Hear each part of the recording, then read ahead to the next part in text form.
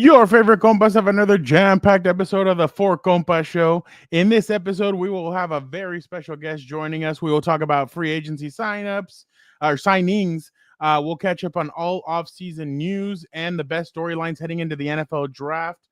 We will also have some intriguing segment storylines to talk about the NFL draft. Plus, we're getting closer to Wrestlemania, so we'll talk all things Wrestlemania. Did Tiffany and Charlotte go off script and go a little too far? Your wife is in me DMs. That's Charlie goes a little Conor McGregor, but we'll get into all of that in a little bit. So strap in, get ready to go, and let's go with the intro. Compas on the beat. Let's get it. Let's go. Yeah. So where's Compas? Yeah, we are. There you go. There you go. Okay, all right. We got proof right there. Some guy that seems like he's asleep. Need you to wake up, Gilbert. There's a lot of energy. Come on, Gilbert. Let's go. Come on. Dan and Dago is at Moe's. I'll show you. I'll show you. I got it right. Okay, that's it. You guys, I am done with mine, but that's pretty much it. Couldn't get better than a 2026 6th-round pick swap for a 7th-rounder. So Freaking love you, Chad. Hey, dude. Cool, man. Compas on the beat, man. Derwin James signing off, man. Watch Compas on the beat, man. Welcome to Compas on the Beat. I'm Fernando Ramirez. I cover the NFL the Chargers for the Sporting Tribune. Here, another day. We're getting closer to the draft. The draft is so close to being here. A lot of interesting storylines. Is Shador gonna drop? Is McMillan from Arizona, where's he gonna go? A lot of intriguing. Ashton Genty, is he really going to the Raiders? Is it a smokescreen because they want Shador? A lot of interesting stuff going on around the draft, and we're going to talk all about it. We got you covered on everything heading into that. Definitely a lot of fun coming up with everything, and yeah, let's get it going. Let's talk intriguing storylines, but obviously I cannot do it without my main guy. So let me get Vic, the producer, in here, and let's see how his weekend went.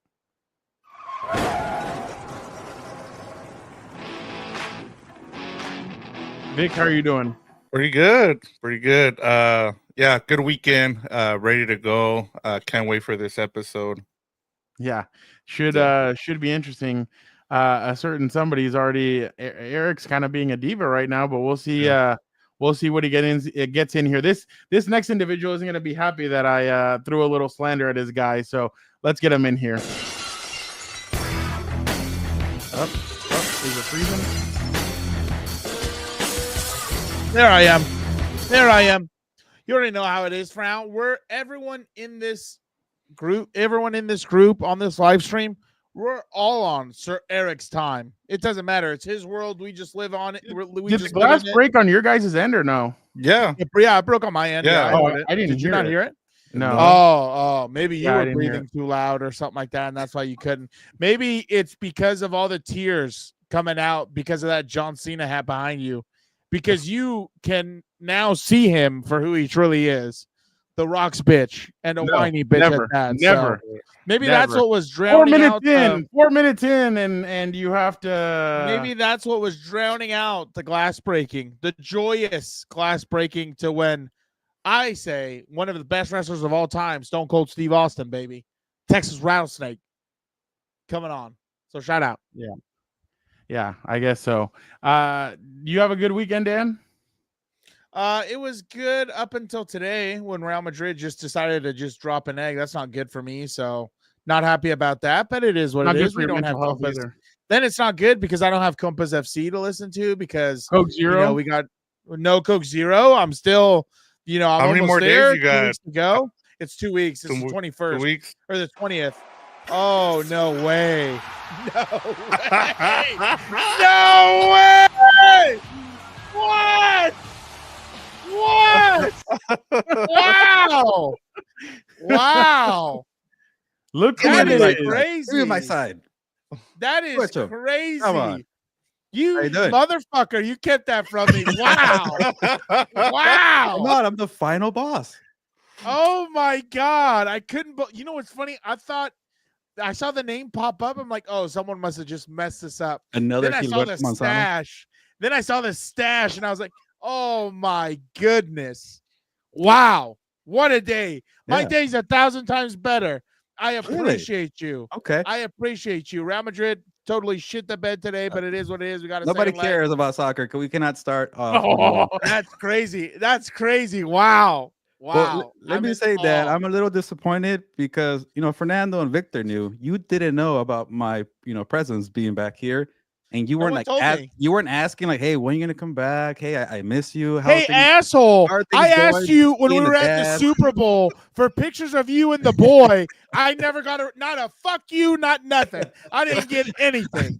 I called Nothing. once, I called twice. Nothing. No, I you don't know even what? want to hear it. I'm kidding. All three of you guys did a great job leaving me alone It's and too being a late. We're good. father.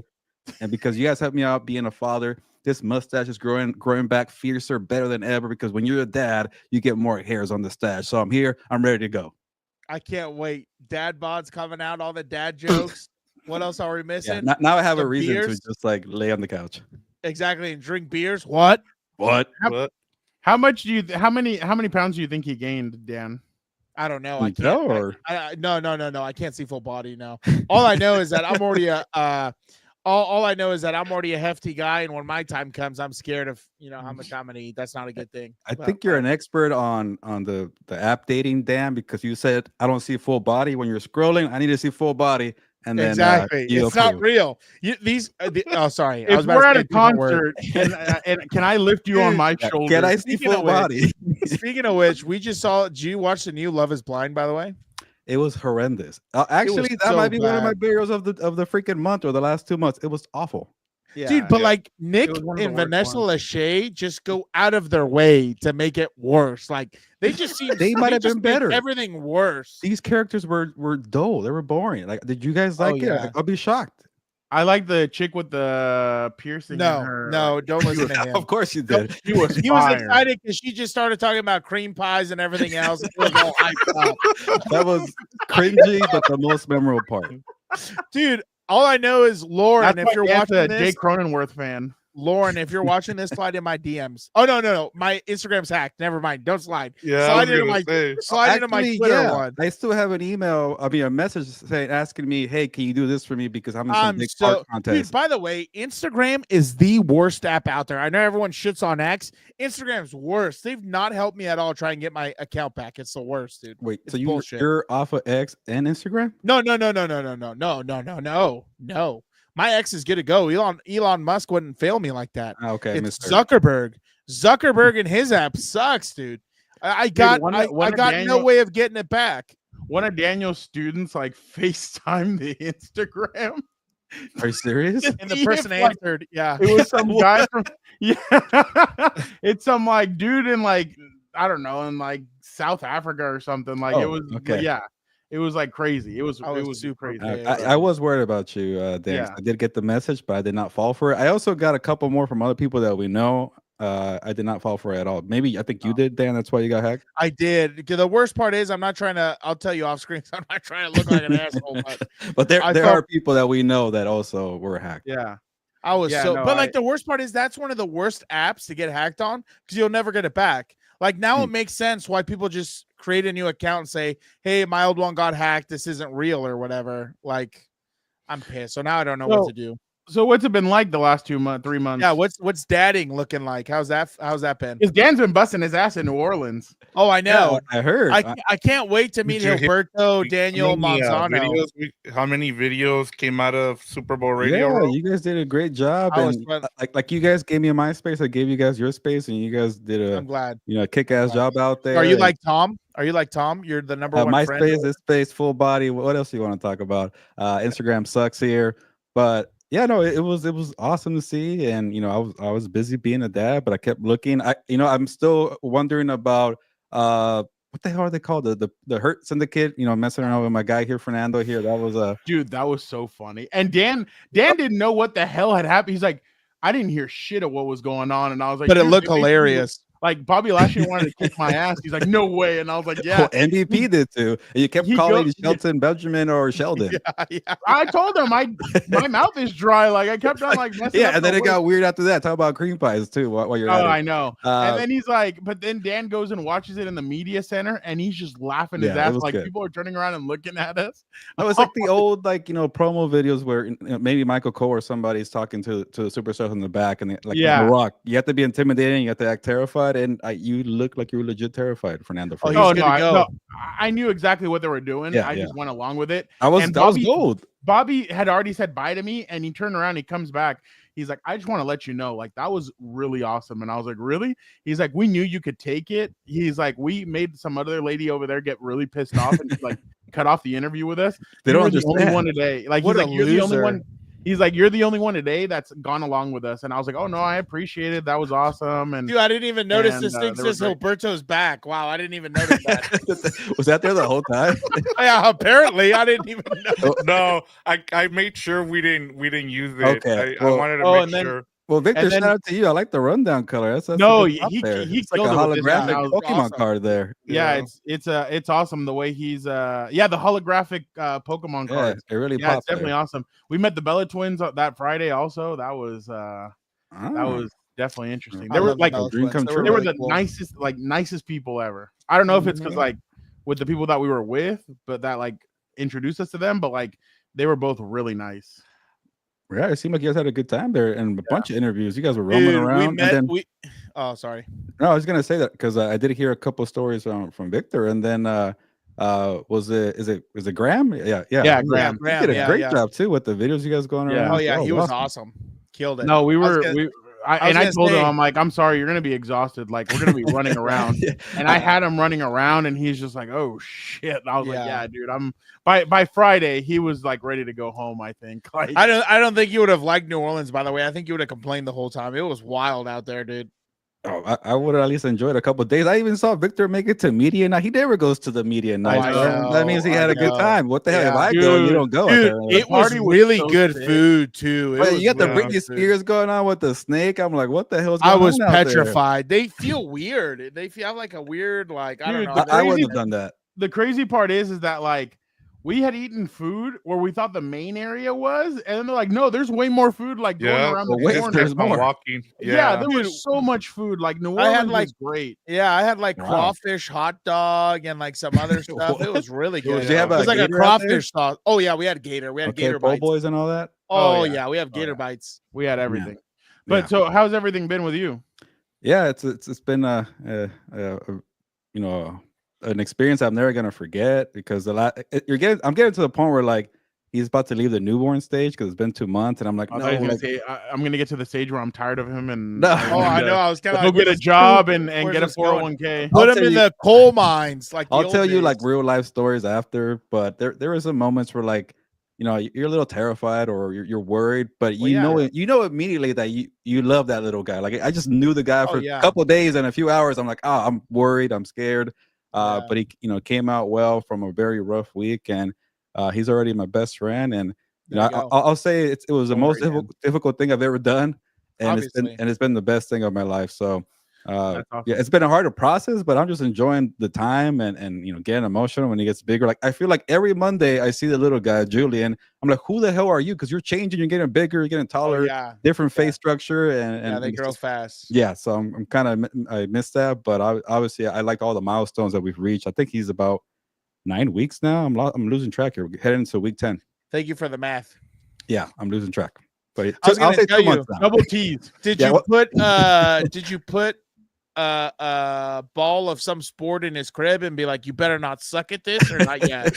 Well, I'm getting worried that because he's a kicker. I'm like, you better not play soccer yet. But he can't play. I don't want him to be a Oh. kicker in the NFL. I'd rather have him be a soccer player in Madrid. So, but I might have to learn how to, what the hell an offsides is in I soccer. was about to say, all the little buggers play soccer. That's usually the first sport. Get them Yeah, running 'cause, around, he's get them Latino, tired. and it's stereotypes make him play Whoa, soccer. whoa, whoa! I was Is that not what you're going trying to say, that way. Dan? Come on. No, I mean, part of that's true. I mean, the stereotypes for a reason, but it is what it is. How but- about, how about you're- baseball?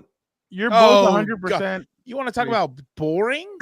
Hey, by the way, players are Dan's making money. Padres are 9-2. No, they're not. That's not none Wow, of my Dan's In Padres, first man. place, best record in baseball. Well, the Dude, last in time March this team or hasn't lost. the last time April, what they are we in? Let's go till October. What are we even I know we're talking not supposed to about? care right now. Who cares? I'm not even worried about WrestleMania it. season, NFL drafts coming up. Come on. Yeah.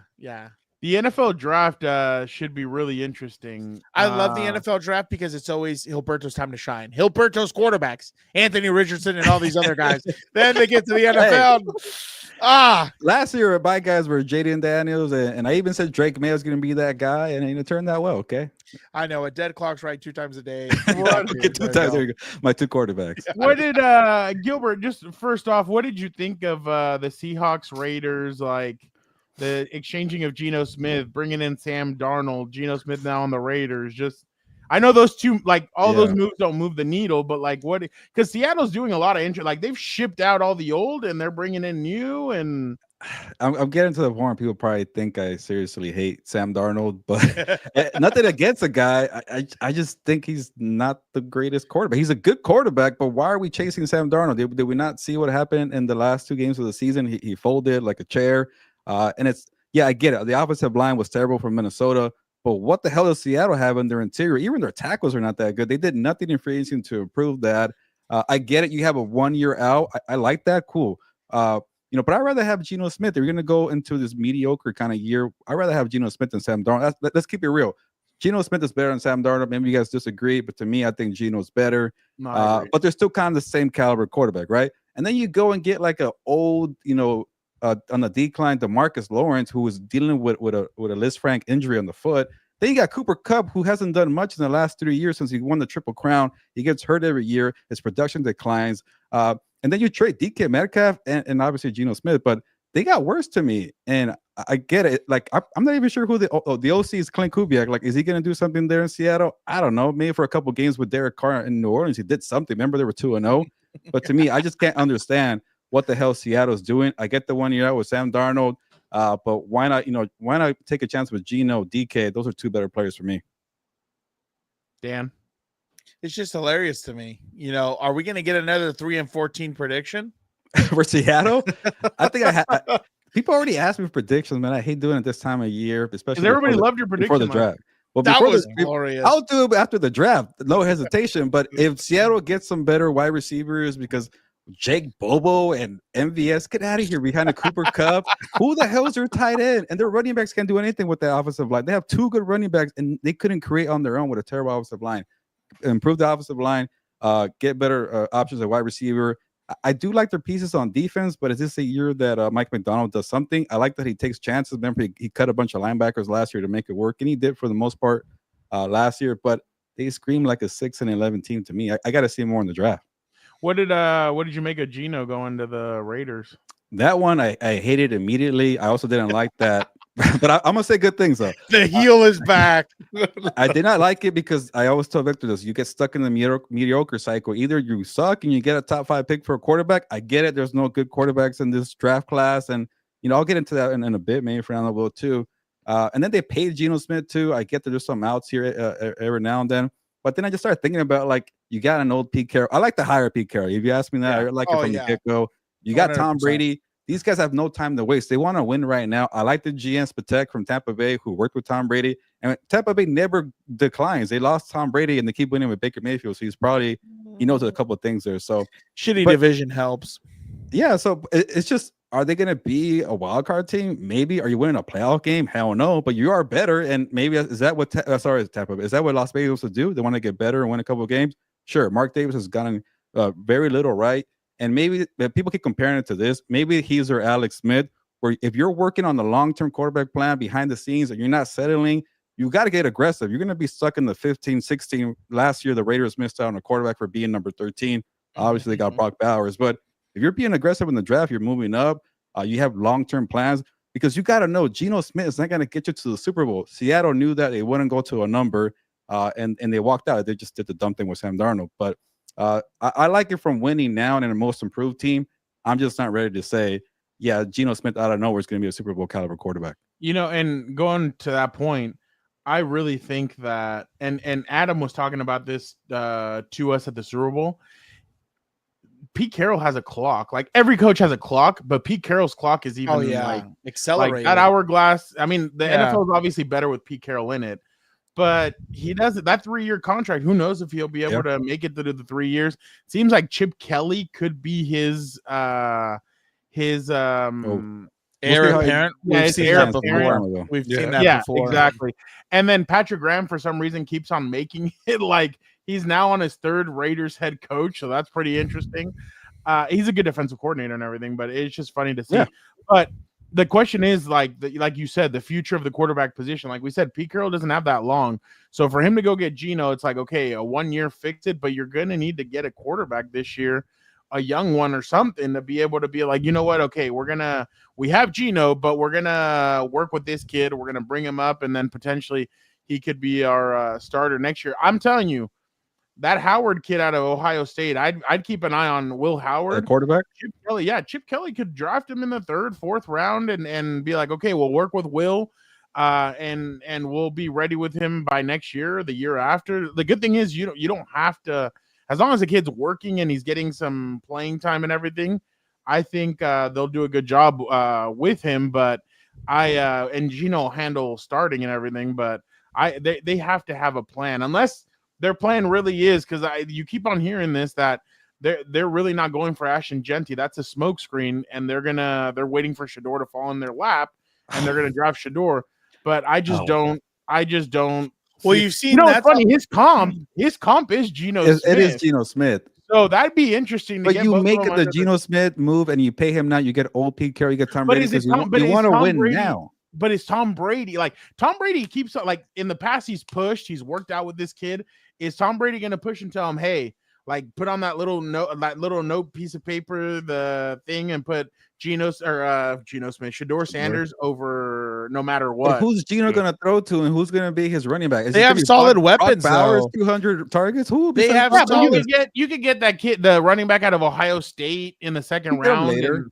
But they're not Ashton Genty, and he will take a lot of pressure off of. It's a good Victor knows it's a good offensive line. They're not a bunch of scrub. You give the ball to Genty, you make a mediocre quarterback like Geno Smith much better too. But we just saw Saquon and Derrick Henry. Dan, you're a running back guy. Or at least smash mouth guy. I don't understand why you guys want to get Genty as a top 6. Yeah, pick. but Brock gives you, or sorry, you have Brock, Brett Mayer, and Jacoby Myers. Those are solid weapons right there. 3 of them. What did he have in Seattle besides DK? I can't think. Michael Mayer and Jacoby Myers, get out of here. Oh, Michael Mayer. What I call him, Brett Mayer or something like that. Yeah, that's Michael Mayer, whatever his name is. There's so many. You're thinking about the guy that kept on fawning over. What's his name's girlfriend? I don't know. The quarterback of Brett Mayer, John Mayer. Who cares? Raiders and 12 games. But like the problem is though, it's like you said. Like if you're trying to win right now, like is Geno really the option? Like I think. Personally, no offense to Vic or anybody out there, I think the Raiders have a bigger holes than a quarterback than just one quarterback. Like, skill positions. Yeah, they have a few, but it's not like the full team is filled out. Like corner, safety. Yeah, like they got a good run a lot in free. Like they lost all their guys in free. They have a good base, just but like those guys Chargers, got overpaid, in my opinion. They're just missing holes. They still have holes that are more than 1x player or whatever, what position player away from winning. Like that is true. You still have to think about the future. Like if you're trying to win now with Pete Carroll, then you need to find, a gunslinger or something a little bit better. Because I don't know if they have the offensive line or the running back yet to obviously play smash mouth. They could trade down, you don't have to, Dan, in that spot, and then get. And then on top of that, you don't know who's the offensive coordinator again? Isn't it Norvell Turner's son? Oh yeah, you're right. That's new. Yeah. All right, if they trade down for Sanders in the top 15, outside of top 6, I'll be okay with it. But all I hear about this quarterback class is like not the best. I was like, you're gonna reach for a quarterback? But I mean, who's gonna if Brady works out with him and Brady thinks he's the guy, like. But they better be okay with losing a bunch of games this year because again, I don't see the skill positions this year. Well, I'll be honest with you. I would, if I was them, I would probably try and, obviously, just like the Chargers, you need to invest in the trenches in this draft because supposedly that's where they're the heaviest. But if you're going to draft a quarterback, I like drafting them, within the first 3 rounds and sitting them. Like that's the only reason I wouldn't take Shador if I'm any of these teams. Like I don't think any quarterback. What? Vic, can you take this thing off real quick? Yeah, I got you. Go I ahead, don't sorry. think a lot of rookie quarterbacks are ready to start. Like, everybody gets hot and bothered when some of these guys light it up, but not everyone has a perfect situation. Yeah. I would Like- wouldn't mind Jackson Dart in the second round to make him wait. Exactly. That would be even Look at better. that. A Jackson Dart. Yeah. What is this? Oh yeah, t-shirts. Wow. I don't Wow, know. wow. Homeboy from the Jets, Cisco, saying he pats the ball too much. Oh yeah. Does he do that? I think he does. Yeah. Before Yeah, he that You was throws, don't a- want to do that. You don't want to pat the ball every time you throw because it gives. Hey, Oh, there he goes. does. Yeah. He gives yeah, it yeah. away. Gives it away 100%. There you But go. then Good I think eye. Darius Slayton was like, my guy, our linemen are 6'7". You're not gonna see when he's patting the ball. I was like, oh, okay. Damn, he does pat the ball. Get out Yeah, of here. and then they dude. said Brady does it too, and then it's just Oh like yeah. it was just like a whole. It just became a whole take this whole week, like the whole. Yeah, I'll get into that in my burial, like the whole Ovechkin and LeBron James. I'm just like, what are we talking about here? Like, I don't even know what that is. Yeah, Yeah, I stay off that type who's of social media, Ovechkin? Vic. yeah. Who's Vetchkin? What Uh, LeBron? Ovechkin, the hockey guy. Well, Ovechkin, the hockey Oh. player, just broke the record for most goals by Gretzky. And then on First Take, the main topic was whose record was more impressive, LeBron James breaking the all-time scoring Oh. record or Ovechkin? And then it just got into a whole legacy thing Well, about Do you LeBron. see his diet? Ovechkin, he's like having like burgers and fries Yeah. and drinking Uh, beers before every game and still. There you Vic, go. don't The way God don't put the intended. thing back No, on. I got you. Dan, Yeah, it's listen to this. By the way, well, I'll listen to this first. What does Shador Sanders need? What do you hope to get out of the NFL to help you reach your maximum potential as fast as possible? All I need is opportunity. Simple. Whatever franchise want to change their franchise, and there's no doubt who to go with. I've done it over and over and over. So you'll be a fool not to pick me. He can't win a bowl game. What are we talking about? Can Dude, he play you can- one? You can tell Dion told him, hey, find a catchphrase and just ride with it. And that's his catchphrase. I'll change the culture. Like, dude, you had opportunities with Colorado. And yeah, you guys got better, but there were also times where you threw your team under the bus. Like, what are we even talking about? I'll say this about Shador. I get that he doesn't have the high ceiling, but he's very accurate and he's mobile enough. And I've heard the we accurate like crap Dan, you too, like pocket no thanks. quarterbacks, and it sounds like Yeah. he's probably one of the best. Oh, I pocket respect passers. it. Yeah. So he's a gunslinger. Like maybe he gets a little aggressive, but he doesn't have doesn't have the arm strength, but he has good touch and good anticipation. So why not? You know what his best feature is that people don't talk about is that he's taking snaps under center. Look at Like that. that's one Lost thing art. Yeah, that pro coaches. yeah, NFL like coaches. Jackson Dart, like that guy can't even go if his first look isn't there, he just crumbles. Yeah. Yeah, I got no problem with a pocket assassin. That's what I'm saying. I'm all for it Dan, too. did you but see that? yeah, that's Shiloh, right? Oh, He was Shiloh. like, Watch that- the way he runs. no, that is tough. No, that's real. That's hard to run in a straight line. That's the hardest thing to do. Oh, really? Yeah, like that's why when you're naturally trying to run as fast as you can, you're not focused on direction because you have no it's not really like a point like you're running to someone. But like that's why those guys when they do their 40s, if they're smart, they line up on the hashes or something that Yeah. tries to keep them straight. That's a real thing. That's why guys have slower 40 times because of that. But what was I going to tell you? But that's what I'm saying. Like, yeah, if you draft Shador to the right situation that's kind of ready to go, like, yeah, sure, maybe he'll do something.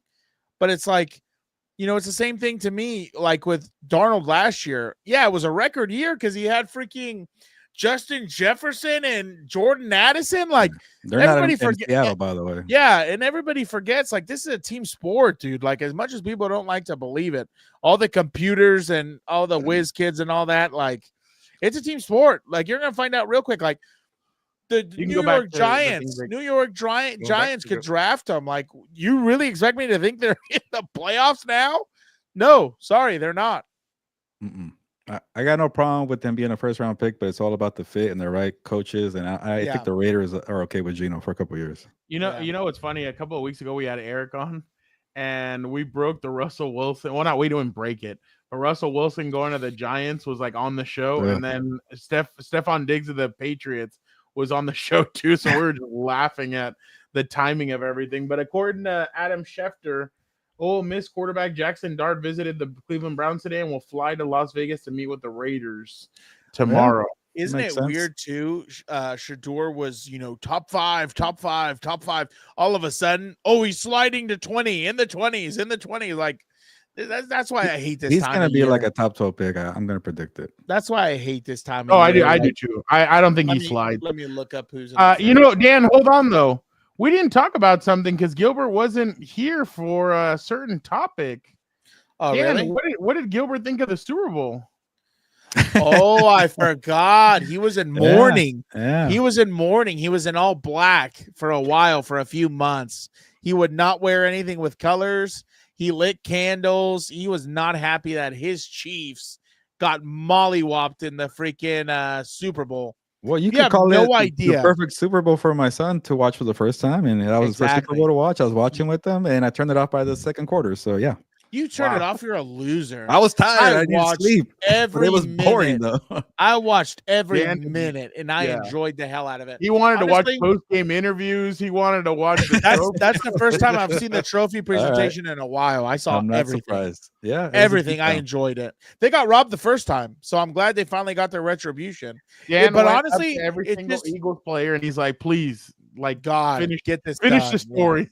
Yeah, Oh, dude. yeah. But like, That's does what it felt not like. make Shanahan just look that much more incompetent? Like, Oh yeah, he had 2 cracks at the Chiefs, Yeah. and he forgot the overtime rules in the second one, and he couldn't beat them. So the Just Buccaneers did bad, it. dude. You know, the Eagles did it. So honestly, I'm not gonna lie. If I'm an NFL player, I want the Titans to draft me every time. I don't care what round. I don't care what place. Let me go to Tennessee. Let me go to just for Nashville. just to be in Nashville. Okay. I want to be in Nashville, baby.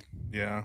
Got Yeah, it. no, I was gonna- I feel I was like. gonna I was gonna say, like, you know, kind of looking back at it now, in the last 10 years, what the Eagles have done has been really impressive in terms of they beat a dynasty in the Patriots and the Chiefs. And so like that's pretty impressive. I know they lost to the Chiefs. I mean, yeah, they lost to the Chiefs once, so but getting those 2 wins, that's huge.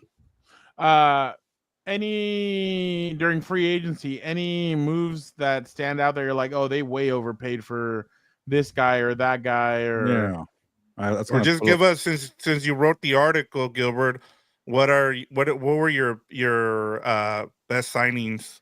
Well, let me first give you the bad stuff because I yeah, was we like actually bad. I was surprised that defensive tackles got overpaid, and it's supposed to be a very not very good, but a deep defensive tackle class coming up in the NFL draft, and I saw like 4 or 5 that are getting higher praise there, and that's rare for defensive tackles in the first round of the NFL draft. But I get it. People are gonna say I'm also a Vikings hater, but why are you gonna? I get you have holes on the interior defensive line, but Jonathan Allen has been declining for 2 years. What did Javon Hargrave do in San Francisco? And then you go give those guys, I think, north of $60 million. That was 2 guys there. It's a need. I get it, but you're supposed to get younger in the NFL. You have a good roster. Maybe they got a little carried away and got a little too fancy. Save your money and focus on the draft. There, you have a great roster, but they spend too much money. And what the hell is Jabon Kinlaw done besides getting a fight with some reporter for $45 million to go to Washington? I don't understand that part. Who else was on there that I had? I already forgot. You had Grady Jarrett. Yeah, Grady Jarrett. What the hell has he done the last 3 years? Again, I'm not trying to be knocking this guy. He's a great player. He was with the Falcons, right? Career wise, but the Falcons let him go for a reason. Like, I hate it for the guy because they kept trying to make him an edge rusher because they couldn't find one in Atlanta. Maybe he's gonna do better going back to his interior spot, but he's older, making $16 million per year. He's getting started more. He's gonna end up being a rotational guy in the third down here. So I don't get what the Bears were thinking there. But I'll say this. I thought the Patriots overpaid for Milton Williams, but if you're gonna bet on a guy who's in their early 20s making clutch plays, and you're in a crappy roster and you need guys to come to you. Remember all the players, wide receivers that kept saying no, New England. Okay, cool. Here's a bunch of money. You're probably the best player in their prime. It's risky. You don't really do shit. Sorry, crap. Because you have Jalen Carter there, but you did step up when it was a Super Bowl in the NFC title game. I understand that, but they did overpay. You could say both things are true. Overpaid, but you went for a higher upside player, not Jonathan Allen and Javon Hargrave. Players get pretty old in the NFL. And then terms on the good side, I actually like both LA splash signings. You want to call Mekhi Becton a splash signing? I liked it because obviously you built your Harbaugh through the trenches. You improved the interior offensive line there for the Chargers. And then the Rams, I get Devontae Adams is older, but the guy could still play. Cooper Kupp couldn't play. Devontae Adams could still play. It's a 2-year contract. when you brought back Matthew Stafford, you pretty much said we're all in for 2025. That's an all-in move. It could blow up in their faces, but I like that they at least went for it. So Eric didn't like the Adams to LA. price. A little expensive there because the same contract as Cooper Kupp. You want to get a little cheaper, but what do you want to do? Give DK Metcalf $150 million in a second-round pick, or try to pry T. Higgins out of Cincinnati? It was the best option. That was a good move by the Chargers, though, right? Not going after DK. Like, I knew DK the second I saw the much. numbers and the draft compensation, they probably said, "Nah, see you later." DK Metcalf is worth the phone call, but not for the price. No. I was going to say $30 million to a receiver that can go catch list for a game or two. Like, I just like, because a lot of fans were like freaking out during the time. I don't know how much you were on social media, but a lot of fans were freaking out after they didn't get Devontae and DK. And Eric's like, dude, those are really expensive receivers. And it's like Dan's been saying, the Chargers are not a receiver away from being a Super Bowl contender. Like, they still have holes that they need to fill. You can't just be reckless and go spend $30 million on a receiver. I would have liked Devontae with Justin Herbert, who's younger and in his prime. Stafford was older, and you want to go now. This is the swan song for him. So it's different kind of situations and money for everybody. But you got Lat McConkey. Go get the guy from Arizona to complement him as a bigger receiver in the first round. I would like that matchup. Well, and you have a lot of Rams fans that are like, well, we were a couple of plays away from beating the Eagles. And it's like, it is true, but it's going to be a whole new season. Like, that's too. Yeah. And I like the Puna Ford signing. The thing is, like, on the Charger side, I know that they thought it was way too, like, $10 million a year. I thought they overpaid because they got their butts whipped by Saquon Barkley. They panicked and breached there a little bit. That's another defensive tackle that, overpaid a little bit. Yeah. I was going to say, I don't know what you think is the worst move, but maybe between these two, but I thought between the Steelers and the Bengals, I thought those were two terrible moves this offseason, probably the worst that I've seen so far.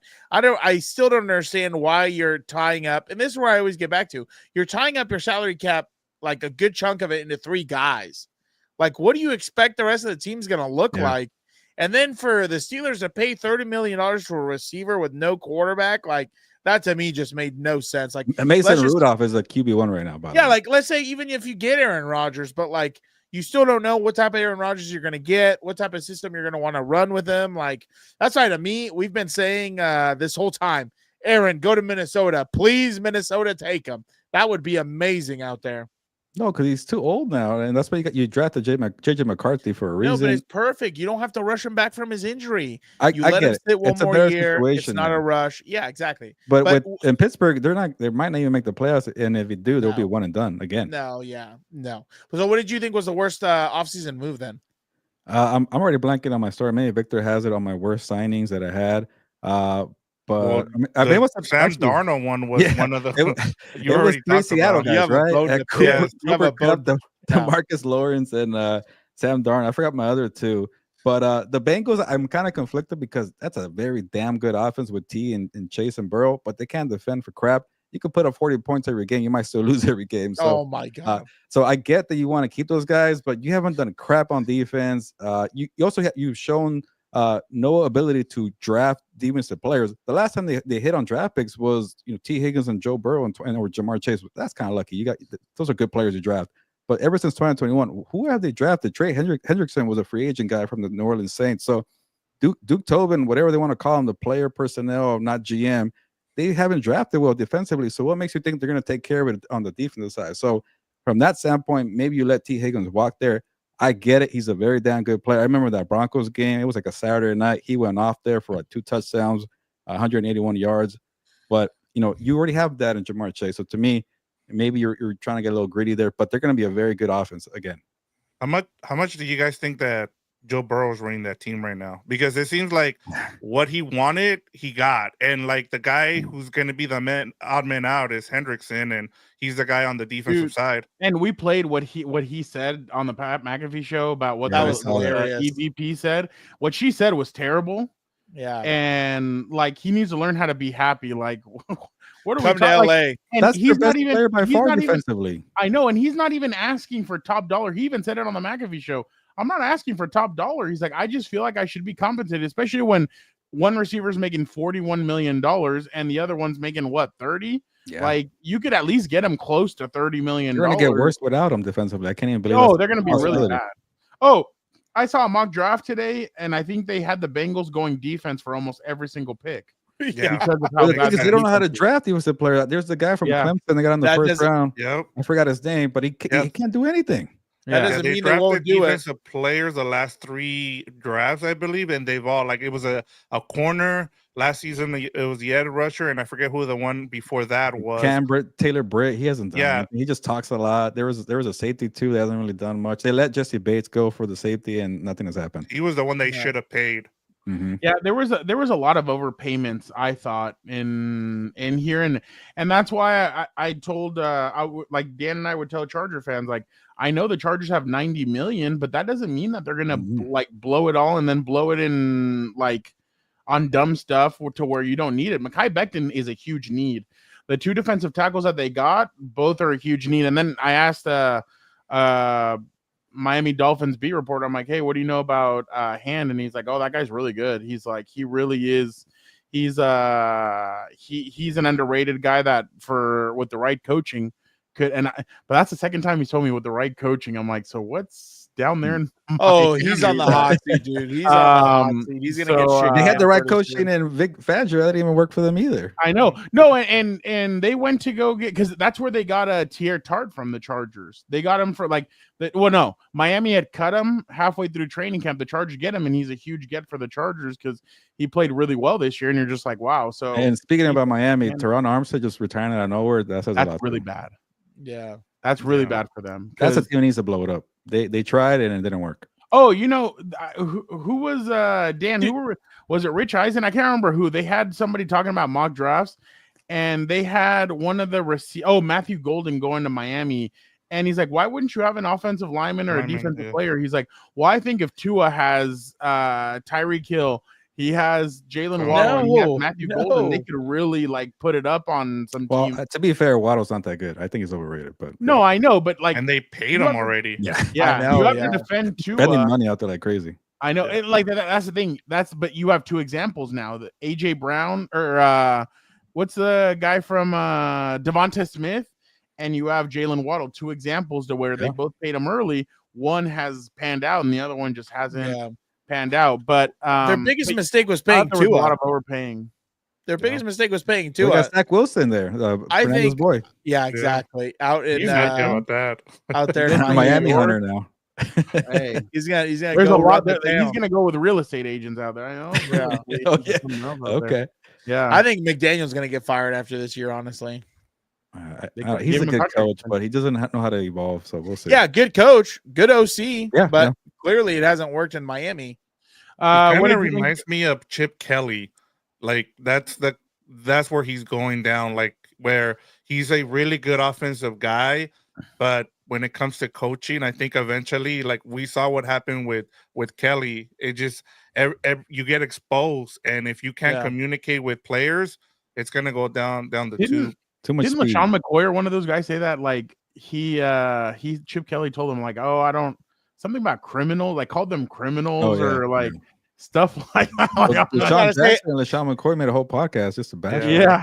I was about to say, I wonder if the stories are going to start coming out about Mike McDaniel like it did about Chip Kelly. Then, no, those stories were crazy. And then they fire him in Philadelphia. Then he goes and gets a job with San Francisco. He lasts 1 year. Oh, that was hilarious. And then Tom Sula comes in. He lasts 1 year, and then I think that's when they got Kyle Shanahan. Their Niner days. Yeah, exactly. Hilarious. So Justin Fields to the Jets. What did you think of that? 2 years, $40 million. Yeah, Dan's not gonna like this, but I like it so much better than Aaron Rodgers from that standpoint. If I compare to Aaron Rodgers, they're in a better place. Like Rodgers couldn't move at all. There seemed like there's a bunch of drama behind the scenes. The owner is also very what should I say, toxic, or he was voted the worst owner in the NFL. That's hilarious. So it was from both sides. They were gonna flame out there, and obviously he pretty much said, "Get out of here, Aaron Rodgers." So to be fair, no players come out yet and criticized Aaron for anything in there. Good point. So that's I think half of that stuff's made up. I think people are still pissed about him over, obviously some controversies that we don't need to get into. But, I just still think like I My don't think bad. that Hold on. does Let him anything. finish his point. He had a point about. I was gonna Justin. say good things, but then Fernando reminds me they are the Jets still. They know how to screw Yeah. things up. They're like the Chicago yeah. Chicago Bears. Who know, regardless of who's there, they're gonna screw it up somehow. So, but I just like moving on from Aaron Rodgers and then also having like a quarterback plan. 2 years, 40 mil. That's pretty much what Geno Smith got in 1 year, or Sam Darnold got in 1 year. So to me, there was value there. He went 4-2 with the Steelers, and I get it, he can't really throw. But I remember watching him in Chicago. He had a connection with DJ Moore. He had that crazy game on Thursday Night Football. I think Victor benefited from fantasy football there. He knows how to throw the ball deep if he gets into a run pass option kind of rhythm, play action kind of thing. So he has a deep ball. He's not accurate. He's not consistent. But if you want to be athletic and move the pocket around, the Jets offensive line has gotten better. It's just it didn't really do anything for Aaron Rodgers. He was a very rhythm passing quarterback who needed long drives just to keep going downfield. That won't be a thing with Justin Fields here. So, but there's a problem with Breece Hall. Apparently, maybe on the trading block, which it could be a smoke screen. But I like Breece Hall as a running back, and then you have Justin Fields and Garrett Wilson there. I think Garrett Wilson has a chip on his shoulder, being the second fiddle with Devontae Adams and Aaron Rodgers. I feel like Garrett Wilson is the only one that's probably doesn't want to say good things about Aaron Rodgers. Yeah. And defensively, they have good players too. Sauce Gardner, Quentin Williams. So I would not be surprised if they make something happen this upcoming year. It's just, I do worry about Justin Fields, but from what the situation that we're in and maybe not reaching for Shedeur Sanders, I'm okay with that. I want to know what happened with Justin Fields in the Steelers. We still don't know. Like, well, I could tell you. Why would you he had you at 4-2. Why would you shift over to Russell Wilson? Like, what made you think like, okay, yeah, no, our best option is Russ? Because for a while, Russ did play well, but I think when teams started seeing him for the second time, teams now had film on him. They're like, oh yeah, we know how to smack this idiot around. So I'm wondering. Fernando, I can't believe there's another team that believes in him to be a starter. I know. Pittsburgh and New York. Why not have Jameis Winston fight for it? I think that tells you everything you need to know about how dire the situation in New York is. Like, it's a joke, dude. Yeah, Brian Dable, man. I was telling them this with Eric. I was like, I think passer for passer or quarterback for quarterback, I would start Jameis over Russ. Oh, yeah. I think Jameis gives you the upside in the sense that there's times where he can sling it. Obviously, the only damn problem is he's going to sling it to the other team also. But you know what I mean? But maybe under right coaching or whatever it is, like you can figure it out. But I just don't think Russell Wilson gives you anything. I think Brian Dable will get frustrated. That's probably what it is. Russell will not frustrate. I guess he will though, but Jameis will frustrate you a little more. Remember Fernando when we used to cover Anthony Lynn? He freaking hated all the interceptions from Phillip Rivers. Like, there's nothing a coach hated more or hates more than the turnovers. I mean, that's the thing with Jameis there. Well, so that's why, and there was rumblings about what could have wanted been to do and what could have been, and he was told not to. So what could have been? What did you? What about Najee to the Chargers?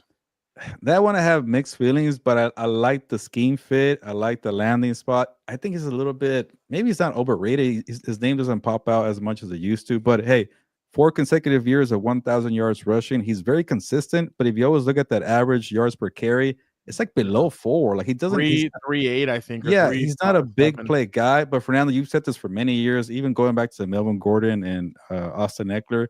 They haven't really had a short yardage running back. And I think Najee could bring that. And then with that offensive line, with Becton being the run mauler that he is in a Harbaugh system, with Herbert not allowing people to stuff the box there, that could be a great fit for Najee. Yeah, he won't get you the 40-yard run, but it'll get you 5, 6, 7, keep you ahead of the chains. That's all you need. That's all you need. Quarter time, here you go. And he stays healthy. He's consistent. There's a reason why he has 1,000 yards every season there. Yeah, maybe he's not as explosive as J.K. Dobbins, who doesn't have a job. I'm surprised about that, Fernando, but I get the injury there.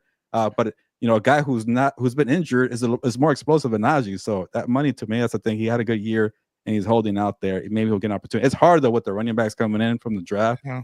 But I get Najee, by the way, Fernando, $5 million for the 1 year. That's a good bargain with a bunch of incentives as an upside. I like it. And then that right side, I'm telling you, when the Raiders and the Chargers play, Max Crosby and Wilkins on that right side with Joe Alt and Mekhi Becton, that's going to be freaking Godzilla. They can't settle at the other guard spot in center, by the way. I will not want to see them settling there. Who? The Chargers. Try to get a center, try to get another right guard. Finish that freaking offensive line. Yeah, have no. to. They need to go. They need a left guard and they need that center. Because I mean, Gilbert, you and I have been around this for a long time to know. Once they start telling you, oh, like we think Zion could also be a center, that means That's the Yeah. that's the that's first the step. kiss of death. Yeah. Yeah. That's I was gonna say, kinda- Oh, and and I'm gonna ask him on April 22nd. Oh, are you guys gonna third-year option or a fifth-year option Zion and see what he has to say Let's Go about that? Staley guy. So yeah, those Oh, days are that was numbered, the maybe. last Tom to. Oh no, Yeah. no, it was Quentin. It was yeah, Quentin of course, Johnson. yeah, Yeah. of course. 700 yards last year. Get out of And here. 7 Where was he touchdowns. when I needed him most? That's my question. He's Nowhere number- to be found. By He's the number way, 3 right now, right? We haven't Behind Mike talked about Williams. this. Josh Palmer, like 12 million to go to He got overpaid. oh, the Buffalo. Bills? He I got don't get it. overpaid. I'll say this: he's had some games where he really stepped up, but the guy Yeah. disappears every 5 games, or 5 games in a row, and then he has one good game. And then when the Yeah. second he's asked to be a number 1, he disappears. He Gets hurt, and Yeah. he gets hurt. he's better. I remember thinking like people ask me for fantasy football, and I know I suck at fantasy football, but I'm like, get McConkey. Palmer is too inconsistent, and that's why the Charles I don't walk. But for him to be the number 3 in Buffalo, I don't really like that. I get you got Keon Coleman there, you get Khalil Shakir. That's why I in my mock draft I had Buffalo taking a wide receiver because he's too inconsistent. And then also I like the Joey Bosa signing, but he's just been hurt, and I don't know how much he has left. But I do like that he went away from San Francisco because he wants to get a ring. Yeah. Go and get it, man. You've had a great career, so why not go to Buffalo? And he had to go to Buffalo for that, so that means he wants to win. He's not going to win shit there. I'll tell you. I've seen this too many times. I'm so Like, tired of the Bills. I truly I'm didn't tired of the think he- Bills. I'm tired I of the don't think he Ravens. truly wanted to go to Miami, like because Miami and San Francisco were the two teams, and then kind of Buffalo came out of nowhere. I think Buffalo traded Von Miller for Joey Bosa, and I actually don't think that's a bad trade, No. especially if you can get some guys that Joey can be behind, and Joey comes in and keep passing situations. I think you're going to be fine. But if you do what the Chargers did and have Bosa play almost every snap, Yeah. that's a little bit of a problem because you I kind of think need he him. won't As, make it. I yeah. think he's under 30 or he's close to 30. He's 29 or Oh, just yeah. 30, something like that. Way yeah. upside, yeah. Yeah. But that's the thing. Like, you got to keep him healthy, dude. Like, that's what Yeah. I was hoping the Chargers could do, but nope. Especially because he was making too much money, dude. You can't do it. Let me ask you this, Gilbert. In terms of the playoff teams, which one has had a bad in terms of an offseason that they need to start getting things going?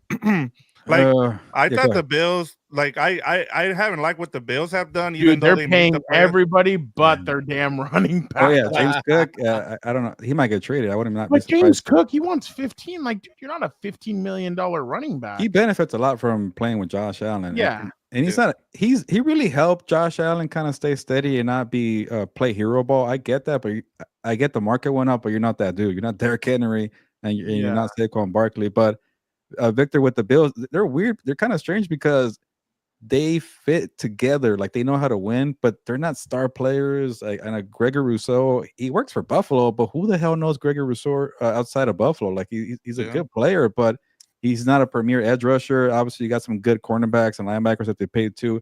Brandon Beane really, I guess, tripled down on this core group here, even though they lose in the AFC title game or divisional. But I get it. Maybe they see something there with the Chiefs going down, and yeah, obviously they're not as mighty as they once were. There, you still got Baltimore. They got lucky to beat Baltimore. They got lucky to beat Baltimore there, but Baltimore hasn't done anything really either. Cincinnati is not going to get a defense. Maybe the Chargers step up, but there's still a lot of uncertainty there. Same thing with Denver. So maybe that's the reason why Vic, they say, you know what, F it. Let's go with this core group. Let's go down swinging here and try to make it work. And they rewarded Josh Allen. By the way, Dan, for the first time, I was asked at SI to rank the quarterbacks. I gave Buffalo the best quarterback in the league, not Kansas City. So, and I saw a lot of people on social media like, "What the hell? No more glazing the Chiefs here." I was that guy. That must have hurt you. That must have hurt you. I told Eric not too long ago that, like, I get that when you guys go to your secret National Writers Convention and everything else, you guys talk about the narratives you got to push out there. I guess now the tide's turning. I couldn't protect them because it's been 2 years of poor offensive play. I get you turn it on when the bright lights are on, but then what the hell happened in the Super Bowl? You know who else turns it on? You know who else turns it on? The effing zebras, dude. They get red. They get high. That too. That was not. They're like into my. Do you notice when they do the first down? It's kind of weird. They've hot mic'd and they'll go, "Oh!"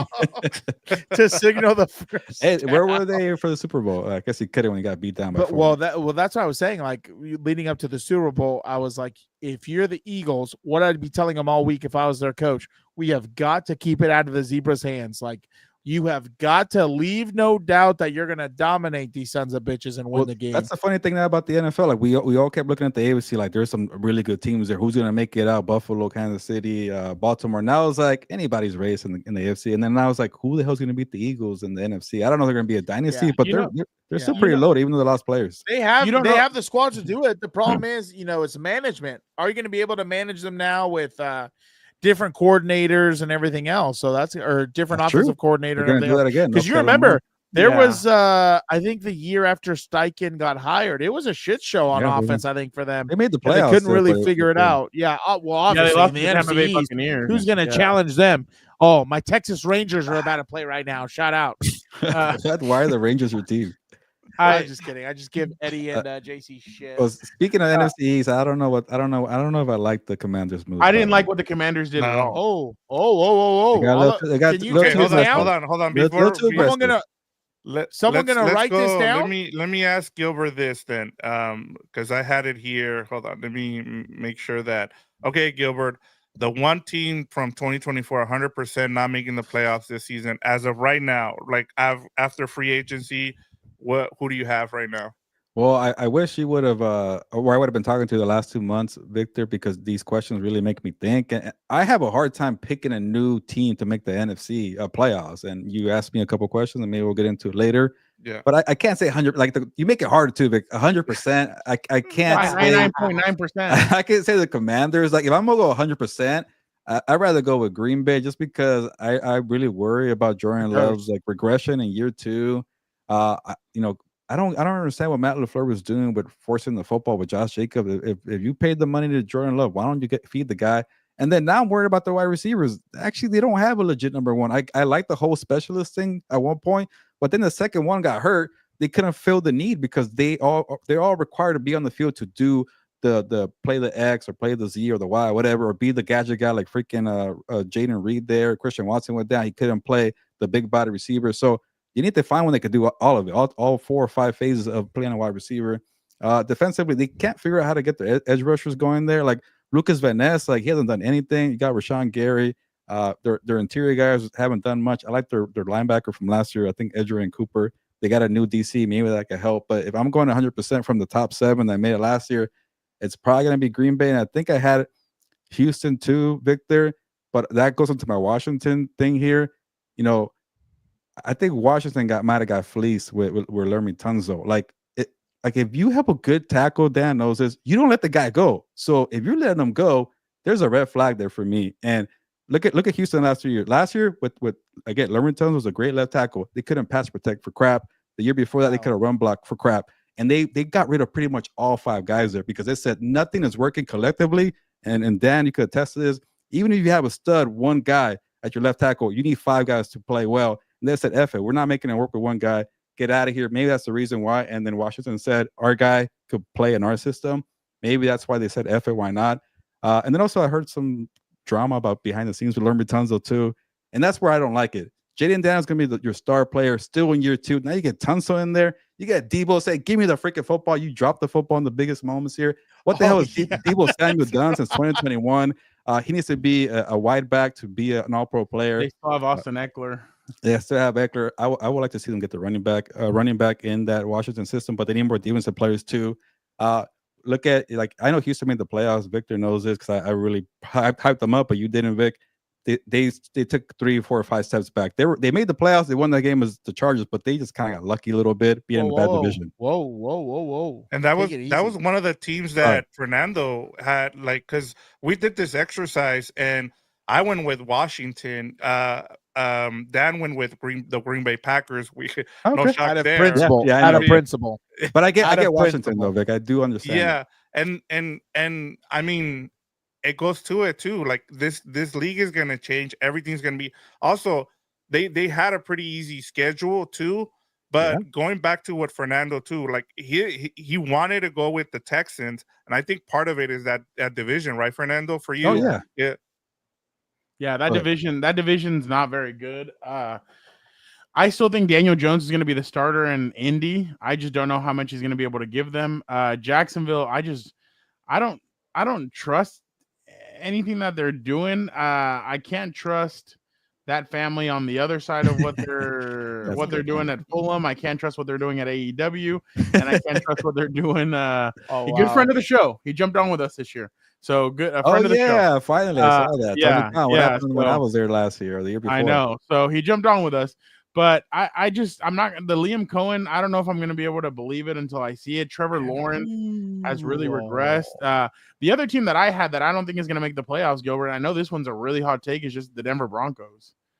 I think the Denver Broncos. I like really their free agency though. But yes, I get it. I don't like think I it like was. free agency if the guys stay healthy. That's a big. That's Well, the yeah. that's the Yeah, thing. yeah. big And that safety plays a little bit too reckless. Ufanga, he's for me. really good, like a physical Yeah, downhill safety, but that's why he gets hurt. Yeah, and then Greenlaw. I mean, is he going to be the same player after his? Supposedly, people who watch the 49ers closely, but it was just 2 freaking games that he looked like he was fine. But that's 2 games. Yeah, he failed me. You want to know who Eric went with, Gilbert? For 100% missing it. Yeah. Who? The Chiefs. Really? Okay. Yeah, That's he a wrote hot a take. big That's article good. on this too. I don't know if that's I'm what ready gave to me write the, him off like that yet. Yeah. He But- said Eric, go ahead. It's a tough division. Eric doesn't like that they gave up Tooney. He thinks that was a bad move. yeah. Even though they're in cap, they are getting hit by the but they're cap. known for getting out a year early than a year too late. And I gotta give Brett Beach the benefit of the doubt. You saw with Tyreek Hill there. You saw with Orlando Brown Jr. They get out early because people in the NFL get out too late, and that's why they keep sustaining the success here. So I'm not gonna panic because of that. But then no, but it wasn't just that. Eric thinks that the defensive line is the offensive line. He thinks is going to be like they could be bad next year. He's like, really, I don't know. The right tackle, left guard. He has questions about. He has questions about the running backs. I have questions about the running backs too. Well, then the receivers are the same Travis too. Kelce, Travis Kelce also like older. He's getting older. Like he's like, there's just too many questions about him. He's like, maybe they'll be able. He's like, and Mahomes is about to hit 30. Like we have to remember, like that it takes a toll, especially with the beating that he's taken. Because I mean, if we're honest, like he gets hit a lot. Like good, God bless. He gets hit a lot. So and then more. Eric said that their defense, he has a lot of question marks about their defense as well. When it comes to that, he's just saying that they're as a team they're getting older. No, I get it, and I saw this kind of thinking out there too for the Chiefs here, but I'm more in the line of giving them the benefit of the doubt because I believe in Brett Beach. They keep finding deep, like unlike the Bengals, they keep finding good players in the draft defensively too. Jalen Moore, I worry about that because this guy was Trent Williams' backup, but it's Trent Williams. Like maybe one of the best linemen could be behind Trent Williams because he's so damn good, and when he did play. He was good, but he was still a backup. That's a risk. You don't know how he's going to do every day as a starter. But I'm gonna give them benefit of the doubt. I think you do the move for Joe Tooney. Giving up Tooney is because the right guard or no, the left guard, not Frank Caliendo. It's Mike Caliendo. That's a comedian. Yeah, Mike Caliendo. He did a good job when he was asked to fill in for Tooney, and Tooney went to left tackle. And I think they saw enough from him to be the guard there. And then you keep the younger guy and Trey Smith. Because at the NFL, you got to get younger. I keep saying it. So to me, I think they're just getting a little ahead, and people don't see it. Defensively, they got Nick Bolton back. They got like 4 different lines. They even got. They might even get a couple cornerbacks to help out McDuffie. So to me, they lost Justin Reed too. By the way, it's going to be a very tough schedule, tough division overall. But people, I think, are so quick because they're tired of the Chiefs. But I'm gonna give them the benefit of that because of the whole track record. Yeah, I thought I was surprised. Like just when I read his article too, I mean, he made some great points. Mm-hmm. And then in terms of like the other thing too that we have to start thinking about and is they played so many games. Eventually, all that wear and tear is gonna catch up. Gilbert, like it has to, right? It happened to the Chiefs are obviously a different thing. Like the Patriots, didn't have one of those crappy years, but they did it for like 20 years in a row. It felt like, besides that 1 year Tom Brady tore his ACL. So I'm not saying they're gonna do that for a long stretch there, but we saw them reinvent themselves after they won the first Super Bowl. They got their butts whipped by Tampa Bay. They won a couple more. They went to 3 straight Super Bowls. I just think people are premature here. I don't think though. Like, I just think Tom Brady's a different breed, dude. I don't think I know you Mahomes do. has that dog in him like he does. I mean, yeah, they'll probably sustain it because, I mean, of course, they're the golden child, the golden calf. They're going to want to keep him up.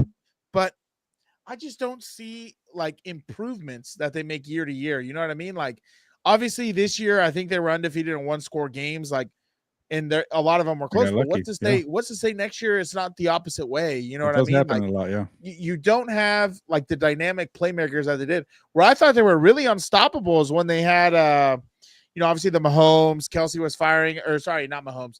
What's his name? Tyreek Hill. Mahomes was firing on all, or Kelsey was playing well also. Then they had two other receivers. I can't remember who. And it's like now on the flip side, I think Hardman was one and he came up clutch. And I can't remember who else. MVS also. Marquez Valdez-Scantling. That's why to Really? me, When they won the Super Bowl with Hill and all that? Yeah. No. Yeah. Really? Oh, wow. Okay. But you know what I DeMarcus mean? Robinson was on And that now- team too. Oh, Yeah. And now it's like the opposite, where it's like all you have is Kelsey and, a bunch of rejects and a few draft picks who, apparently can't keep their hands off or to themselves or can't get on the right side of the law or whatever Allegedly. else. And that's a problem. Allegedly, obviously. I don't Yeah, know. they need a right The tackle. most arrests, Gilbert. Have but you you know seen it? I think they lead the league. I think they've had 18 Yeah. arrests. Yeah, But teams that get arrested, man. That's They win a lot of games apparently. That's an I mean, Reid- Andy Reid's own son got arrested. Yeah, that's an Andy Reid thing. Yeah. But Dan, did I say anything wrong? no, probably not. No.